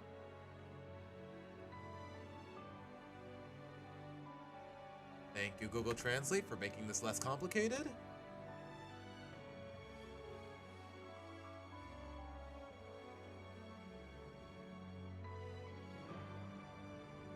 Slippery, slippery, slippery. Okay, I have no idea what that means, Tails. I'll tell you that much. Okay, whatever. Alright. How would I do the voice of a character who's basically inspired by Olaf, though? Because I'm gonna be real with you guys, when it comes to jolly optimism, I'm really not that kind of person. At least in most circumstances. But alright. I'm so excited. I know I've been given permissions like this before, but this is gonna be great. Olivia Marshmallow said, as she made her way to the east wing of the main school building of the GCA campus. Though she technically wasn't a student, Olivia was given special privilege to have her birthday celebrated. Birthday, quote unquote, celebrated because she belonged to two of the students in she's a good playmate for. Oh, that's cute. The fact that she's a golem, but she's a nice playmate for a 5-year-old. Honestly, that's cute. To say that she was excited would have been a very sore understatement. She practically skipped her way through the halls and up the stairs before hearing voices from the hallway. One of the voices was more boisterous, while the other was more reserved. This noticeable difference in tone made Olivia curious about who else was up there. And as she turned the corner into the hallway, she got her answer. She knew that one of the voices was Lady Hortense. But what she didn't know was that the potionology teacher, Madeline Allegro, I don't know why I said that in my Spanish accent, but was the other voice. And by the looks of it, she was waiting for her with the head maga. Olivia's skip then turned into a more careful but pleasant walk as she approached the two women as they ended the conversation. There you are, Miss Marshmallow. I'm very happy you accepted my invitation. Happy birthday. Thank you, milady. Or Lady Hortense. I don't know. Does everyone call her milady? Even the students? Even the less formal ones? I'm legitimately curious, but you know what? That's just a formality. I shouldn't be fixating on it. Thank you, Lady Hortense, Olivia said with a beaming smile. I'm jazzed about spending time with you today. Gee, wasn't expecting someone as young to be using the word jazzed in the modern day. Has anyone ever actually used that word unironically? Genuine question. You know what? Let me put it this way. It's rhetorical. Never mind. It's rhetorical. What am I saying? Anywho, shall I explain today's festivities, Head Maga? Allegro said before getting a nod from her to continue. The staff calls. Oh, okay, only the staff. Thank you. Now, Miss Olivia, today with my guidance as an expert jeweler, you will be crafting your gift, a birthstone scepter. You will build the body of it with me before infusing it with magic. And finally, you will be given a mage stone of your birthstone by the head maga to finish it. How does that sound? Sounds great, Olivia said excitedly before turning to Lady Hortense. Am I allowed to see the stone, milady? The head maga gave an amused chuckle from behind her mask before reaching into one of the sleeves of her robe. After a quick second, she pulled out a large rose quartz mage stone and held it up for Olivia to see. The face of her student lit up as she revealed the stone. With her eyes so affixed on its brilliance, she didn't blink for a good minute. That was until the face of confusion grew on her face as she turned towards Allegro. I thought garnet was the January birthstone, Olivia said. It is the most well-known birthstone for January, but recently, rose quartz has grown more popular as a birthstone this month, for those who don't have much cash to spend. I also thought it would work better for you when I was considering your inclusion to this year's theme. So, take it how you will. Olivia then looked back at the mage stone in Hortense's hand. Its brilliance, purity, and magical potential radiating from it continued to draw her in with even more curiosity than before. After quickly sapping herself out of her wondrous trance, she gave an excited nod to the head maga before proceeding with them into the office to get to work. As the project progressed, Olivia seemed to be really enjoying herself. She worked well on the scepter, but it would easily get sidetracked to make conversations with Lady Hortense and Allegro about anything and everything. The former being pleasantly amused by it, while the latter, though amused at first, started to find it irritating. The professor knew that Olivia was just having fun doing something on her special day, but it's been over 10 minutes since they started, and she's barely halfway done with the body of the scepter. Fortunately for her, at least, Olivia was able to finish it in the next few minutes, and they could move on to the next step of the project. Alrighty, Miss Olivia, the professor said as she inspected. Now that it's done, we can proceed. Okay, just add my magic to it, right? Olivia asked as she grabbed some peppermints from her pocket and popped them into her mouth. Wait, what? I'll take it from here, Professor, Hortense said from her desk. You will be imbuing the scepter with your magic, Miss Marshmallow. Okay, I will say this, though, the last name Marshmallow, it's kind of getting a chuckle out of me. I'm not gonna lie. Remove the counter? You know what? You're right. You're right, Kate. You're right, Kay. Hold on. Since we're really not playing Legends EA right now, it makes sense. I hope it wasn't too distracting. Okay, I'm not gonna lie, I kind of lost. Where was I? You will be imbuing the scepter with your magic, Miss Marshmallow, but there is a catch.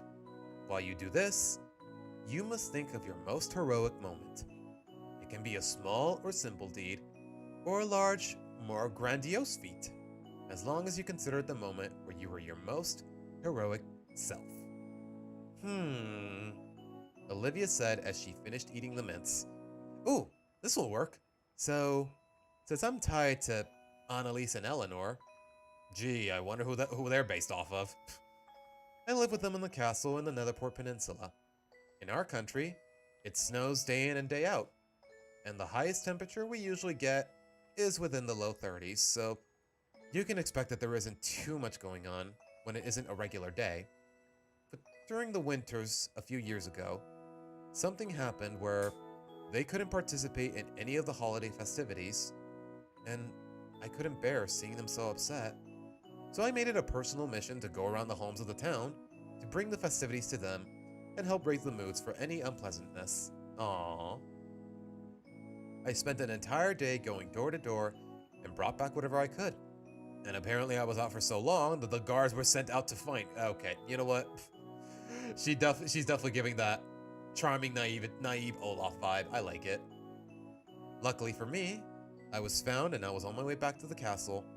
And once I finally entered the dining hall, I presented everything I had to them. They were astounded by the literal horde, but the thing they were happiest about was that I was back with them safe and sound. Aww. They did get on my case about leaving the castle without their permission, but after everything, they were still grateful I helped them enjoy the holidays that year. That's a very heartwarming story, Miss Marshmallow. It shows how much you care about those you are familiar to. Hortense said in a pleasant tone. Now, continue to think of it as you focus your magic into the scepter. Olivia ate another peppermint before heeding her request. She took the scepter into her hands and summoned her magic. As she did this, her magic started to affect the materials of the scepter, turning the simple, stainless steel of the body into a brilliant, pale gold. Once she was finished, though now a little lightheaded, she looked at the finished product and gave it a very proud smile. She then ate one more of the mints before stabilizing herself and asking for the mage stone from the head maga. Wait, am I missing something? What's with the mints? Once she received the mage stone, she's affixed it to the head of the scepter. Once it was on, the item started to glow brightly, causing Olivia to close her eyes during that long moment of vivid brilliance. After the glowing died down, she finally opened her eyes and got to see her gift in its full completed glory. She was astounded by its shimmering beauty and proudly smiled as she twirled it around happily. During this time, she noticed that Hortense and Allegro standing across from her, the latter smiling proudly with her hands on her hips. So, Miss Olivia, the professor said in the same tone. Do you like it, Miss Marshmallow? Are you kidding? This is awesome! Olivia exclaimed in pure joy. Thank you so much for inviting me. You're welcome. I'm very glad you like it. Now, there's one more thing before we let you go for the day. If you wouldn't mind standing here for me. Professor Allegro said as she pulled Olivia into position. All you need to do is hold up your newly crafted scepter and proudly say, Rose Quartz of January. Rose Quartz of January, Olivia proclaimed. You know what? It would be. It's a little corny, but you know what? In all the right ways. And you know what? It matches the character. Soon after, the scepter glowed again and encapsulated her in its light. She, though with her eyes closed, could feel herself changing in this light. And after a few seconds, the glowing stopped and she finally saw herself in a mirror brought by Allegro. Congratulations, Miss Marshmallow. You have become a birthstone superheroine. Happy birthday. Olivia gave them both a big hug, and after a quick photo shoot, she went back to her dorm to show off her gift. And that's that, guys. Another birthday vignette for the books. Like, seriously, there's basically one for every character for like the past 3 years or so, guys. So, if y'all are curious, then by all means, link is in the description. Go check it out for yourselves. The peppermints are how Olivia stays alive. Yeah, okay, I kind of figured it was something like that. You know, because Olaf, the same way Elsa makes the flurry for Olaf, I'm guessing the peppermints is the equivalent here. Okay, that's what I figured, but I wanted to make sure. Okay. Don't you wonder, putting literally anything into Google Translate will turn it into word salad? Okay, when it's like a really short sentence, it's usually not an issue, Swamp. Like, sometimes I can tell when I'm translating something from English to Spanish, I can tell when something is off. But other than that, most of the time it's fine when it's a really short sentence. But alright, guys. That was that. I hope you enjoyed that reading, if nothing else. Alright, Swamp, where's the transcript? Although I will say this though, guys, that's the last thing I'm doing for a viewer. In a while, because I definitely feel a little overwhelmed and I'm not doing what I want. Oh, you just went ahead and copy-pasted it here. Alright, you know what? Let's read it. It just straight up went to girlfriend with the first line, with the synopsis. With the the fact that he calls him girlfriend already, like, bro, that's how you know. What does it say when Google Translate actually embraces ideas better than the official material? More so when you put it through all sorts of languages. Yeah, when it's more than one language, when you're going from English to Spanish to Japanese to Italian to... When it's like a mishmash of languages, yeah, it can definitely get very confusing, but that's part of the fun. Okay, I really do want to read this though. It's basically... Okay, it's actually right here for you guys to see. A Google translated transcript for White Hair, what I consider the best Loud House episode. Lincoln decides to meet his new girlfriend and wants to impress her. He wears a brown suit, nice Where did he get the brown suit from? Even with all those translations. Nice glasses. Okay, the glasses make sense. And an old hat. Where did the old hat come from? And carries a book. All is well. At the same time, his sister Clyde runs into the... This doesn't make any sense. What is Google smoking, bro? The two brothers offer to help, but Rinkin remembers their first public performance. He refuses and runs away from home. He decides to hide in the woods and wait for the... What? How do you... Okay, Swamp, if you don't know this, that's fine, but... What was the order of languages this was translated in? Just curious. Just curious. Exactly how did you come by this mishmash of gobbledygook? Yes, that's actually a word, by the way. I'm so... Oh, hey, big boy. It's Boot's birthday, but we're more or less done with that. Okay, I'm gonna keep reading Swamp, but I'm laughing so hard at the ridiculousness of it all, but at the same time, I'm cringing a little bit. Here, blah, blah, blah. He stops and sees a group of 15 brothers. Where does it get brothers from? Lincoln, who thought he only had 15 brothers, is terrified. He leans against a branch and wakes up. Okay, I am completely lost. What the heck is Google Translate doing, man? I am so confused. Is it really that complicated for Google Translate? Here, take this writing, put it in Spanish. Take this writing, put it in Italian. Take this writing, put it in Japanese. Take this writing, put it in, I don't know, Dutch? How did it go from Zulu, Somali, Chinese? Okay, when it's a language that is that exotic, for lack of a better term, I guess it kind of makes sense. Because, I don't know, maybe the terminology is a little different. Like, for all I know, brother and sister are referred to in the same way in one of those languages, for all I know. Like, I don't know, it is so... This is so ridiculous, but you know what? It was fun. You know, I definitely got to read this in my own time. Not sure if it'll make for the best content, and to be honest, guys, I kind of want to get into some more shiny hunting, so... You know what? That's... I'll leave it as is. Hopefully you don't take offense to that, Swamp, but I don't know. I had a lot of fun with that. Okay, I'm assuming it's Google Translate Tales. I'm assuming. Still, though. Okay, I'm willing to bet ChatGPT is not better in that regard. You know what? We could find out, but I feel like we might just make ChatGPT crash if nothing else. Like when you type a lot of text into it, like it's definitely very taxing on the system. Like, to be honest, guys, I really don't like using AI chatbots unless I really have no other means to find out what I'm researching, to learn what I'm researching. But alright, guys. We'll leave it at that. Wait, where's the capture? Wait. Where's Elgato? Oh, there it is. Okay, okay, we're good, we're good, we're good. Just gotta close this tab. Or at the very least, hide it.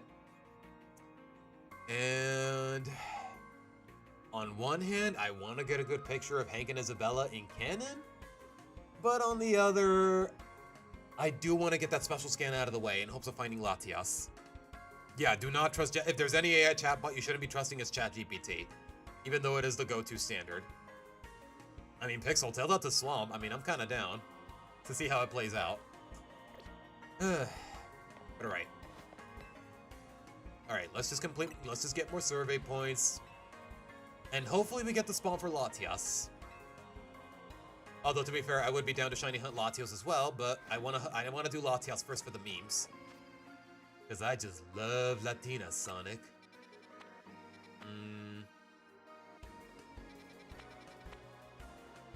Okay, is there a better one here?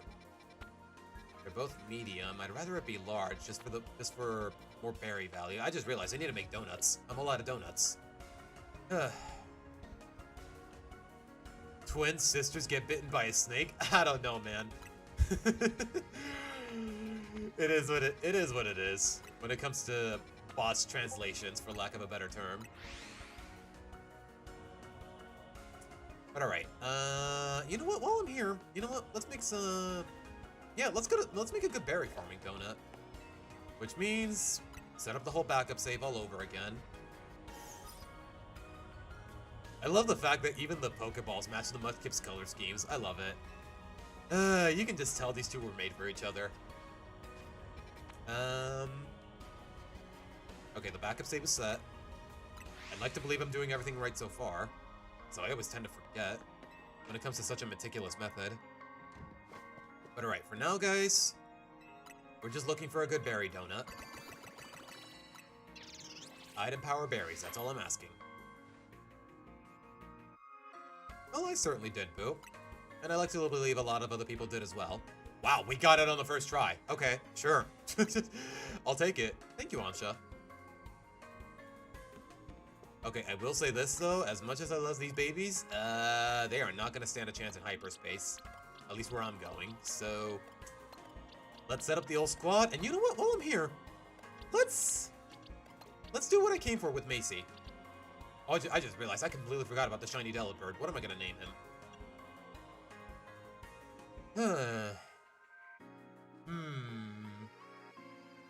On one hand, I just want to name him Shady and call it a day because of Shady Penguin. Big Pokemon content creator. I'm a big fan of him. I've known him for a lot of my life. A lot of my teenage years, they were basically carried by Shady Penguin. So, you know what? Sure. Even though it is female, I think Shady is a good enough gender neutral name.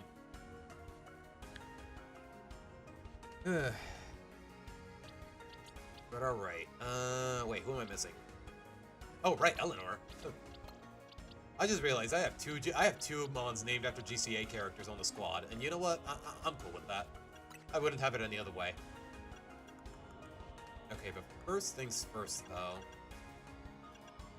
We need to buy some protein for this girl. We need a lot of protein for this girl. Where do I even buy it, now that I think about it? They will stand a chance with the power of love. Okay, come on, man. Be a little realistic about it. Okay, where do I buy vitamins in this game? You know what? Let me look it up.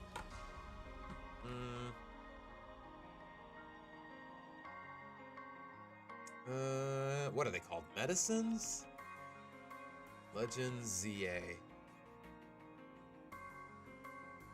I'm sorry, vitamins is what they're called.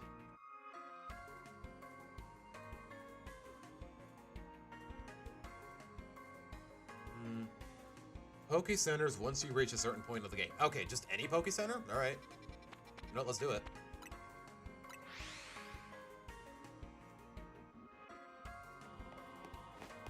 I could have sworn there was a specific shop, but let's see. Yeah, okay, they just sell them here. No problem. It was... Okay, how many points? And I just realized I left the wrong tab open. That's my bad. Although I do kind of need to open it up again.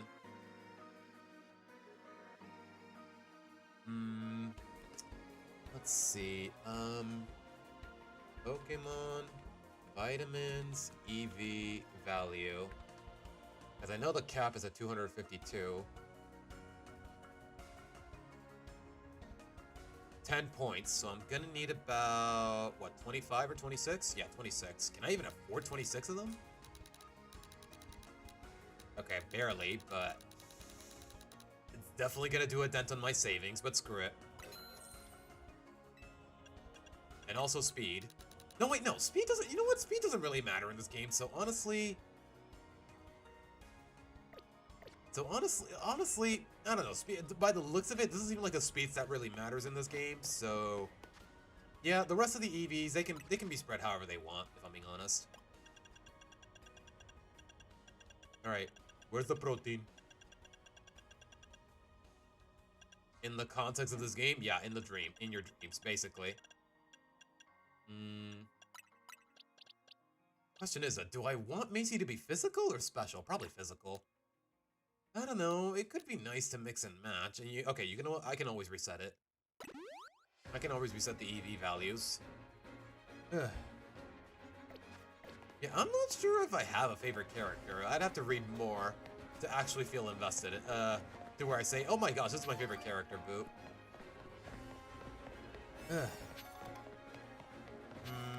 Wait, where was I going? Wait, no, okay, we got the proteins down. And just get him to level 100, screw it. I got nothing better to do with these candies, if I'm being honest. I can't wait to see the Mega, though. Do I even have the Mega still, now that I think about it? No, wait, I do. I do. Ultimately, that's what I'm here for. Wait, what is it even called? Dragonite? Oops, sorry.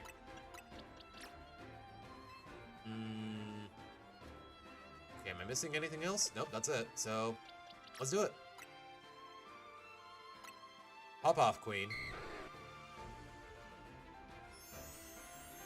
I'm telling you, man, Dratini is just peak baby design. Just a tiny little noodle snake. I will say this, though. Shiny Dragonite without the Mega? I'm not too crazy about the color scheme, I'm not gonna lie. Like, I don't know, we got like a nice, graceful pink, and then we go to this. I don't know, the green just feels so lacking in energy, for lack of a better way to describe it. And he gets Hurricane? Oh gosh, maybe I should have made her a special attacker. But like I said, we can always reset it. Okay, I need to see this Mega in action, though. With preferably a different move pool.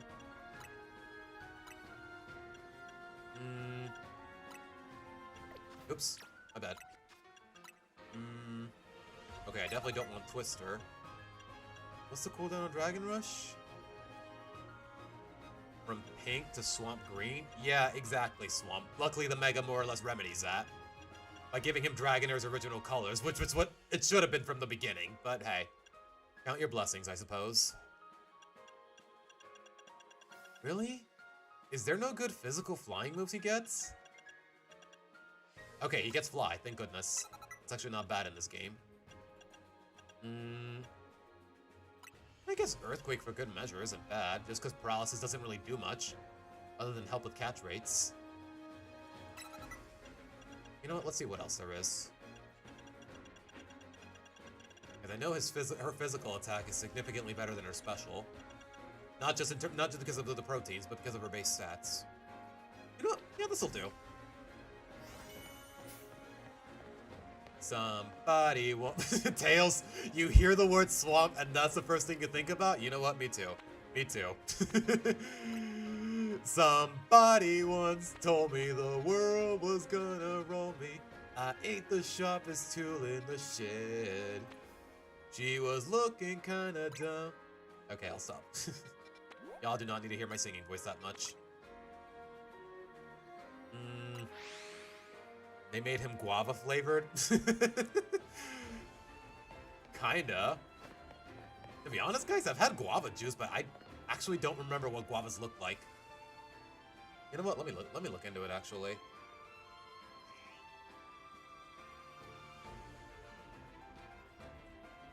They're like a yellowish color, right?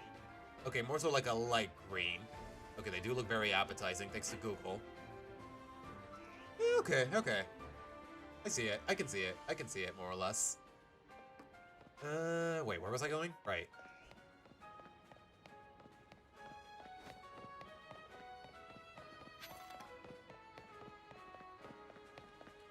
She was looking... Okay, no. You know what, guys? You guys can keep singing for all you want, but... no. I don't know. My singing isn't the most pleasant to listen to. Wait, where the heck is it? Hello? Portal? Portal? Portal? Please tell me it's not on the rooftop. Okay, either I'm blind or... Yeah, it's on the rooftop. Okay, fair enough. I guess. Where's that elevator? There it is. My humming, on the other hand, my singing is one thing, but guys, I will hum to my heart's content every chance I get, every time I'm enjoying the music in question. And I should, because I picked it myself.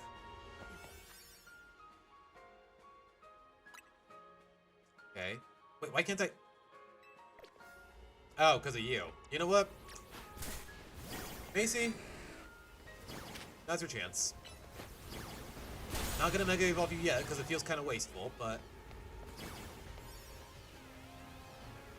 Alright, can I save now? Thank you. Oh my gosh, official, don't get me started. Why is the thing? Like, I know, I get the feeling it got delayed because everyone hated the first teaser. Like, I don't know. It's gonna be interesting. But we'll see. It wouldn't surprise me if it sucks, but it's gonna be interesting.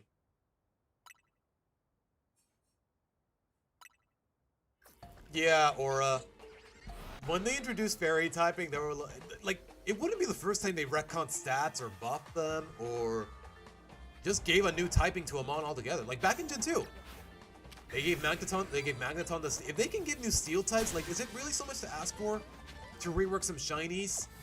Garchomp. All right. Wait, am I just here for the mission? No, I'm here for. I was about to say I'm here for. No, wait, yeah, I'm here for balls.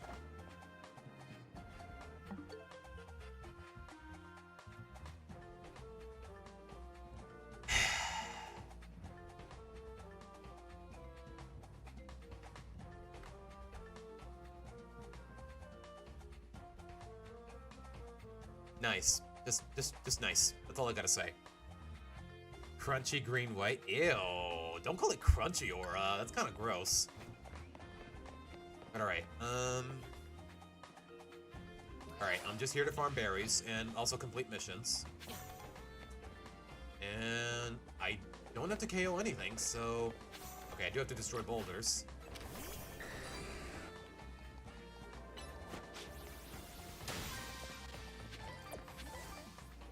Yeah, the moment it happens, I'm like, yep, Zip, get your butt over here. You got a job to do. Oh, man. Yeah, we're finally back at it. That's how you know we're in a return to form. When I unintentionally say balls, and it can be interpreted out of context. Misinterpreted out of context. Okay, I don't see any boulders, so how the heck am I supposed to do this?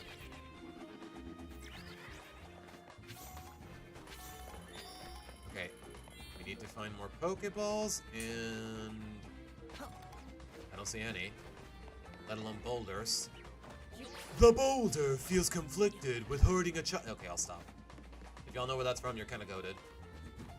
Every time someone gets a subtle reference that I'm making, you're kind of goated. I'll tell you that much. Okay, we found some boulders, and we found some... I almost did it again. I'm glad I stopped myself. Yeah, I will agree. No disrespect. Zendaya's a relatively talented actress, but she is definitely overcast way too much. Like, she's definitely overcast. Am I saying that correctly? I don't even know. Okay, Nothing here. Someday, Tails. Eventually. Eventually. If I keep playing this game, because it's a lot more unlikely when I'm not playing a Pokemon game.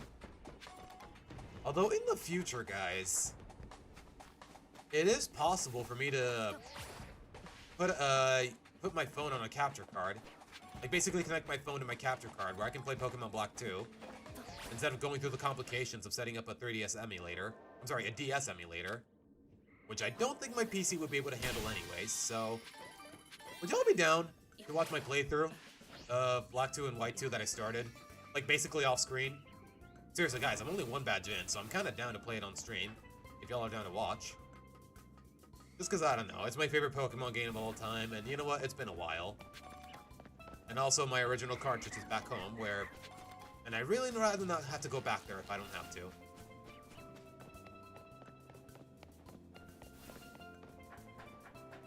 Oh, Heracross just chilling. Okay. Macy? Look at her go. Already putting in the work. Respect. You know what? Now's as good a time as any. Look at her, guys. Look at her. Isn't she a beaut? I don't use this term loosely, but isn't she a beaut? Bro, Mega Dragonite is just gorgeous, man. That's all I can say. He is taking a beating, though. Look at those colors, man. What an improvement. As long as I keep Do Not Disturb on Tails, it should be fine. Like, yeah, it is straight up impossible for me to get notifications. Except for alarm clocks. Which I'm not going to set up anyways. Wait, where's the golden ball? Have I gotten it yet? I'm not really paying attention. I'm paying a lot more attention to chat.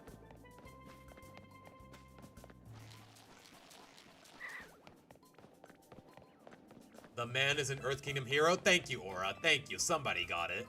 Somebody got it. Okay, you know what? Let me heal up Macy. It's a good thing I bought all those potions.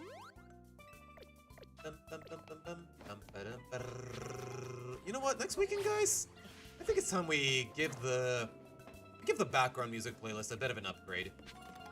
Like, if y'all got suggestions in mind, save them for next weekend, because I kind of want to give it an update.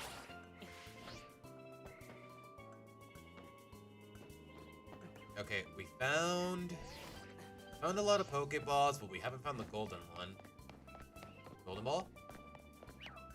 Golden ball? No. Okay, we found one, but...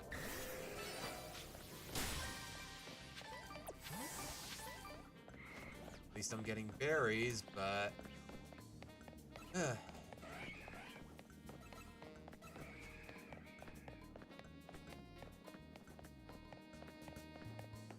You named your Crabominable Glass Joe? A little ironic, but you know what? I get it. Just because... Isn't Glass Joe kind of like the skinny frail one, like the first enemy in the game? Like, I don't know, guys. I haven't played Punch-Out. The original Punch-Out, I didn't play it. Oh. Happy accident. Like, I have played the original Punch-Out on the NES a long time ago, because I got it for free with Club Nintendo, but I remember little to nothing about it, let alone the names. But alright, I think we're done here. Unless I want to catch unless I want to catch some crabs, which I don't. Okay, I do want that though. Like, as many berries as humanly possible. And you know what? Another chance for Macy to pop off. Alright, that'll do it. Which two heroes would I fuse? Heroes from where? Wait, what do you mean? What do you mean, Jorge?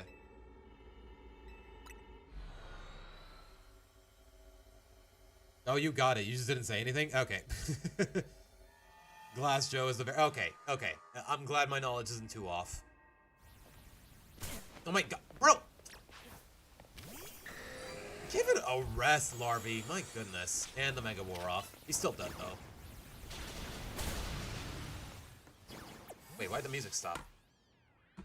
Okay, I'm guessing it just paused itself, because it's been quiet. I left it unattended. Yes, I'm still watching YouTube. You think they would get that? Like, you think YouTube would actually have a dedicated subdivision of their algorithms dedicated to music, more or less? At least ones that more thorough when it comes to music playlists and whatnot, but... Knowing YouTube and their greedy tendencies of their practices, yeah, they're probably gonna charge me for it. I don't want that.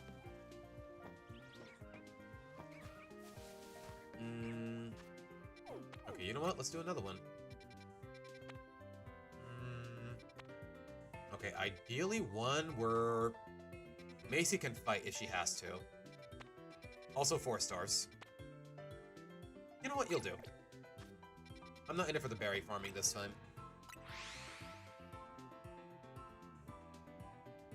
Yeah, YouTube, it's kind of crazy how out of touch YouTube is with their creators. Like, I get it, it's a broad spectrum of content creators. You got people who review movies, you got people who play games, you got people who just vlog, you got people who... whatever. Like, I get it, it's a wide spectrum of content creators, but at the same time, they are woefully out of touch.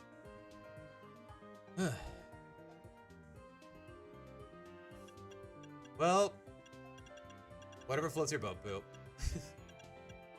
Like, I'll take whatever, guys, as long as it's not copyrighted. And I actually enjoy it. And you know what? You can't go wrong with Kirby music, as far as I can tell.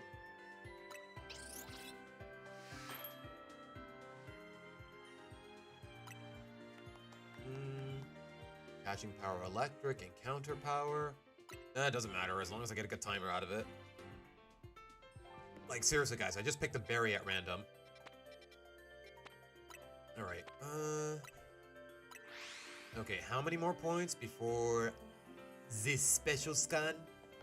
I don't know why I said it with that kind of accent. Excuse you?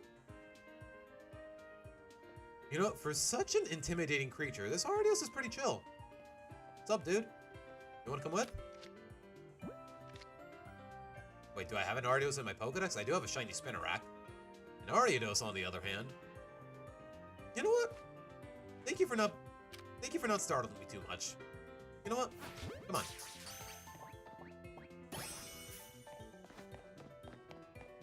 Any superhero? Well, I don't know, Jorge. There's infinite possibilities. Wait, am I even going the right way? Only one way to find out, I guess. Wait a minute, isn't this... this is where I met Linka, isn't it? Or does it just look very similar? You know what? Not important. Oh, it's in the it's in the battle zone? Okay. Okay, yeah, I'm definitely going the wrong way. Oh gosh, Aura, why you gotta interpret it that way? Like, okay, I get it, she walks barefoot, but it's cause she's yeah. Yeah, I guess. It's kind of messed up that people got this idea out of a canonical 12-year-old, but yeah, you're probably not wrong. But I'd rather not think about it.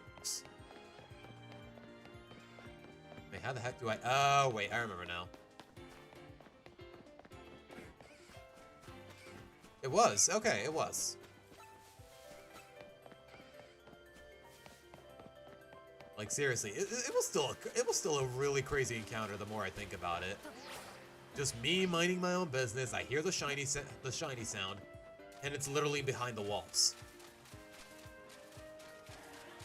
Like, I appreciate the fact that the game tells me where the shiny is, but at least I would appreciate it if it told me where it was.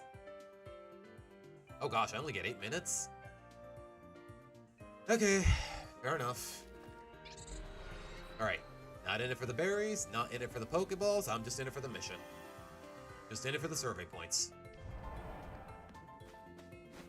Destroy Bambles, catch wild ones. And, okay. Done. Okay, Macy, can you reach that? Thank you. I think.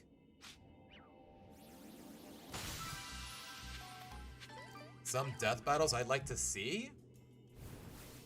It's gonna be really specific, and I'm not sure they match in terms of prowess, but... hear me out, hear me out, hear me out. Scarlet Witch versus Mewtwo. Just off the top of my head. Like, I don't know. Like, I feel like you could really be creative with it, but to be fair, I feel like Scarlet Witch would sweep. Just because she's that ridiculously overpowered. Like, I don't know. I just want to see... I don't know. Part of me just wants to see more Pokemon. Just to see how creative they get with it. With the power scaling. Like, honestly, At a certain point in my life, I was like, you know what? I want to see a Gravity Falls character in the show, and we got Bill Cipher. You know what? Fair.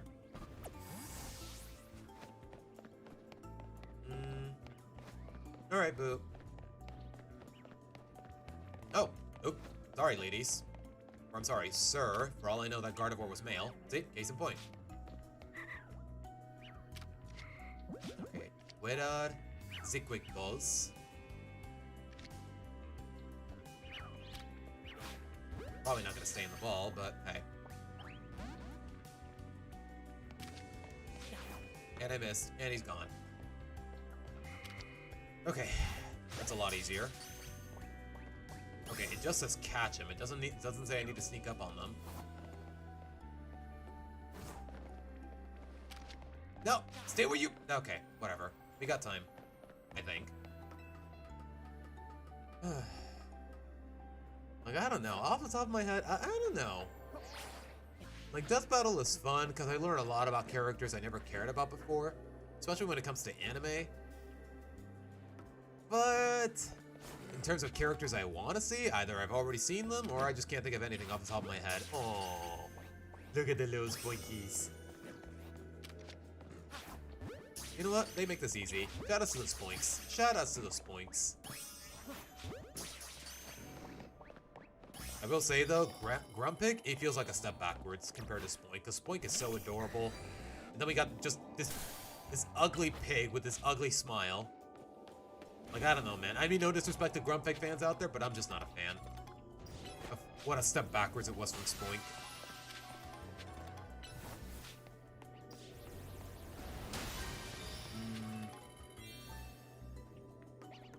Okay, is that everything? Okay, yeah, just get the golden ball and I'm out. Still got a long ways to go with the special skin, though, which kind of bothers me. Although, how long have I been streaming for? 3.5 hours? Okay, what time is it? Okay, you know what? Yeah, special skin can wait, or I can do it off screen. For all I know, it's not going to be the Latias anyways. So yeah, I think at around... We're going to wrap things up in about 10 minutes or so. Just because also I'm hungry, and I have work tomorrow, so I gotta wrap things up soon enough anyways. Excuse me, Macy. Okay. No golden ball, but... That's not golden either, but you know what? I'll take it.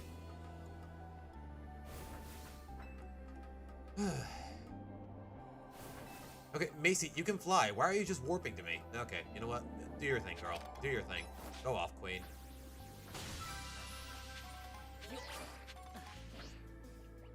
Which version of Scarlet Witch? I'm guessing the comic one. I mean, more or less, when a character has more than one medium to be presented with, don't they usually go with all of them? With very few exceptions, like, say, Ash versus Yugi.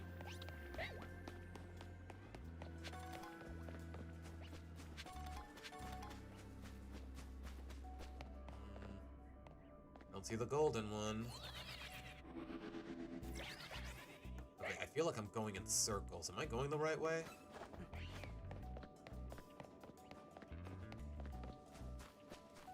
More or less, Aura. Yeah, like, I don't know. I'm not too crazy about Grumpig.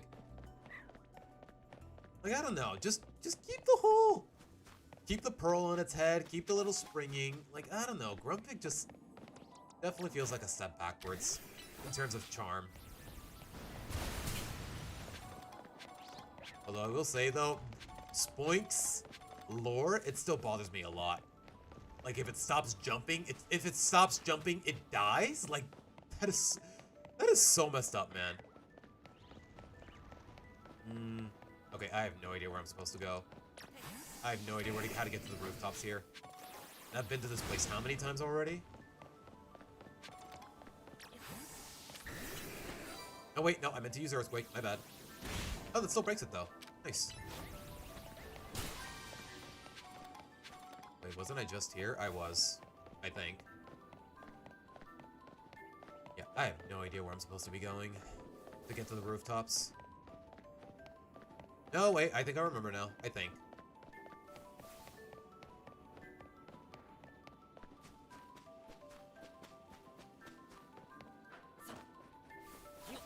Oh wait, no, this is a dead end too, so... Now what? Okay, you know what? Just take me to the top. Just take me to the beginning of the map. Yeah, they fall asleep hopping, but if they ever stop hopping, they're dead. They dead. Okay, I need high ground, and I'm running out of time. Running out of time for the golden ball, but to be fair, I'm not here for farm berries, so I can live with it if I miss it.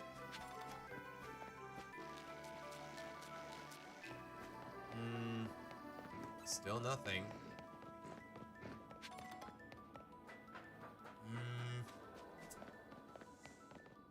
Come on, where the heck is it? I mean, like I said, I can live without it, but I'd rather if it can be helped, I'm not going to.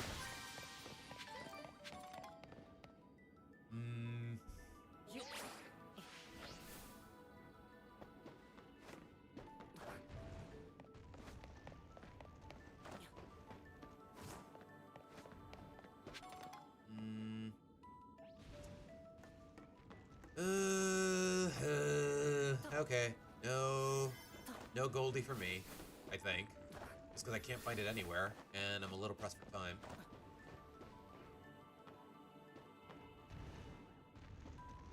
Alright, I'm out. You know what?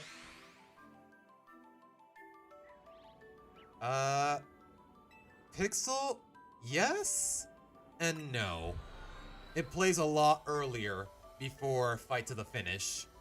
It's just called Time Gear from Mystery Dungeon. It's basically, I don't know how to describe it, but yeah, Remix would be an accurate way to refer to it. It plays during, I think when you're at Fogbound Lake, when you meet Yuxi. So yeah, not necessarily a remix, more so a pre-rendition. I'm not even sure if that's actually a term, but you get what I mean. Jay Skeleton's best Loud House episodes next stream? I'll look into it, Swamp, and then I'll look into it and then I'll decide. But alright, guys. Yeah, I think I'll take care of the special scan off screen. If it's a Latias, then yeah, we'll be shiny hunting our next stream, or we'll just play some Mario Galaxy. We'll see what's cooking. But with that being said, I'm gonna call it here. Just cause it's getting late, I have work tomorrow, and also I'm hungry. So, Boop, I sincerely hope I made your birthday a lot. I sincerely hope I made your birthday, if nothing else. Like, I sincerely hope I contributed to the joy that I hope to get out of people when it comes to birthdays at the very least. At least for a close friend of mine, if nothing else. So, with that being said, guys, thank you guys so much for sticking around. As always, if your heart so desires, like the stream, subscribe to the channel, and join the Discord.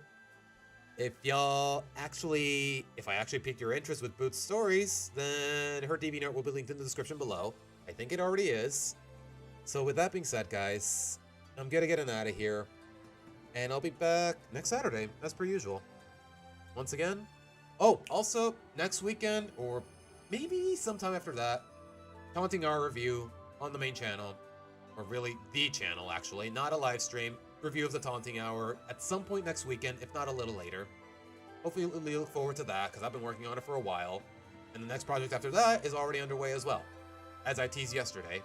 So, once again, I'm Seabass signing out. Take care, guys. Bye.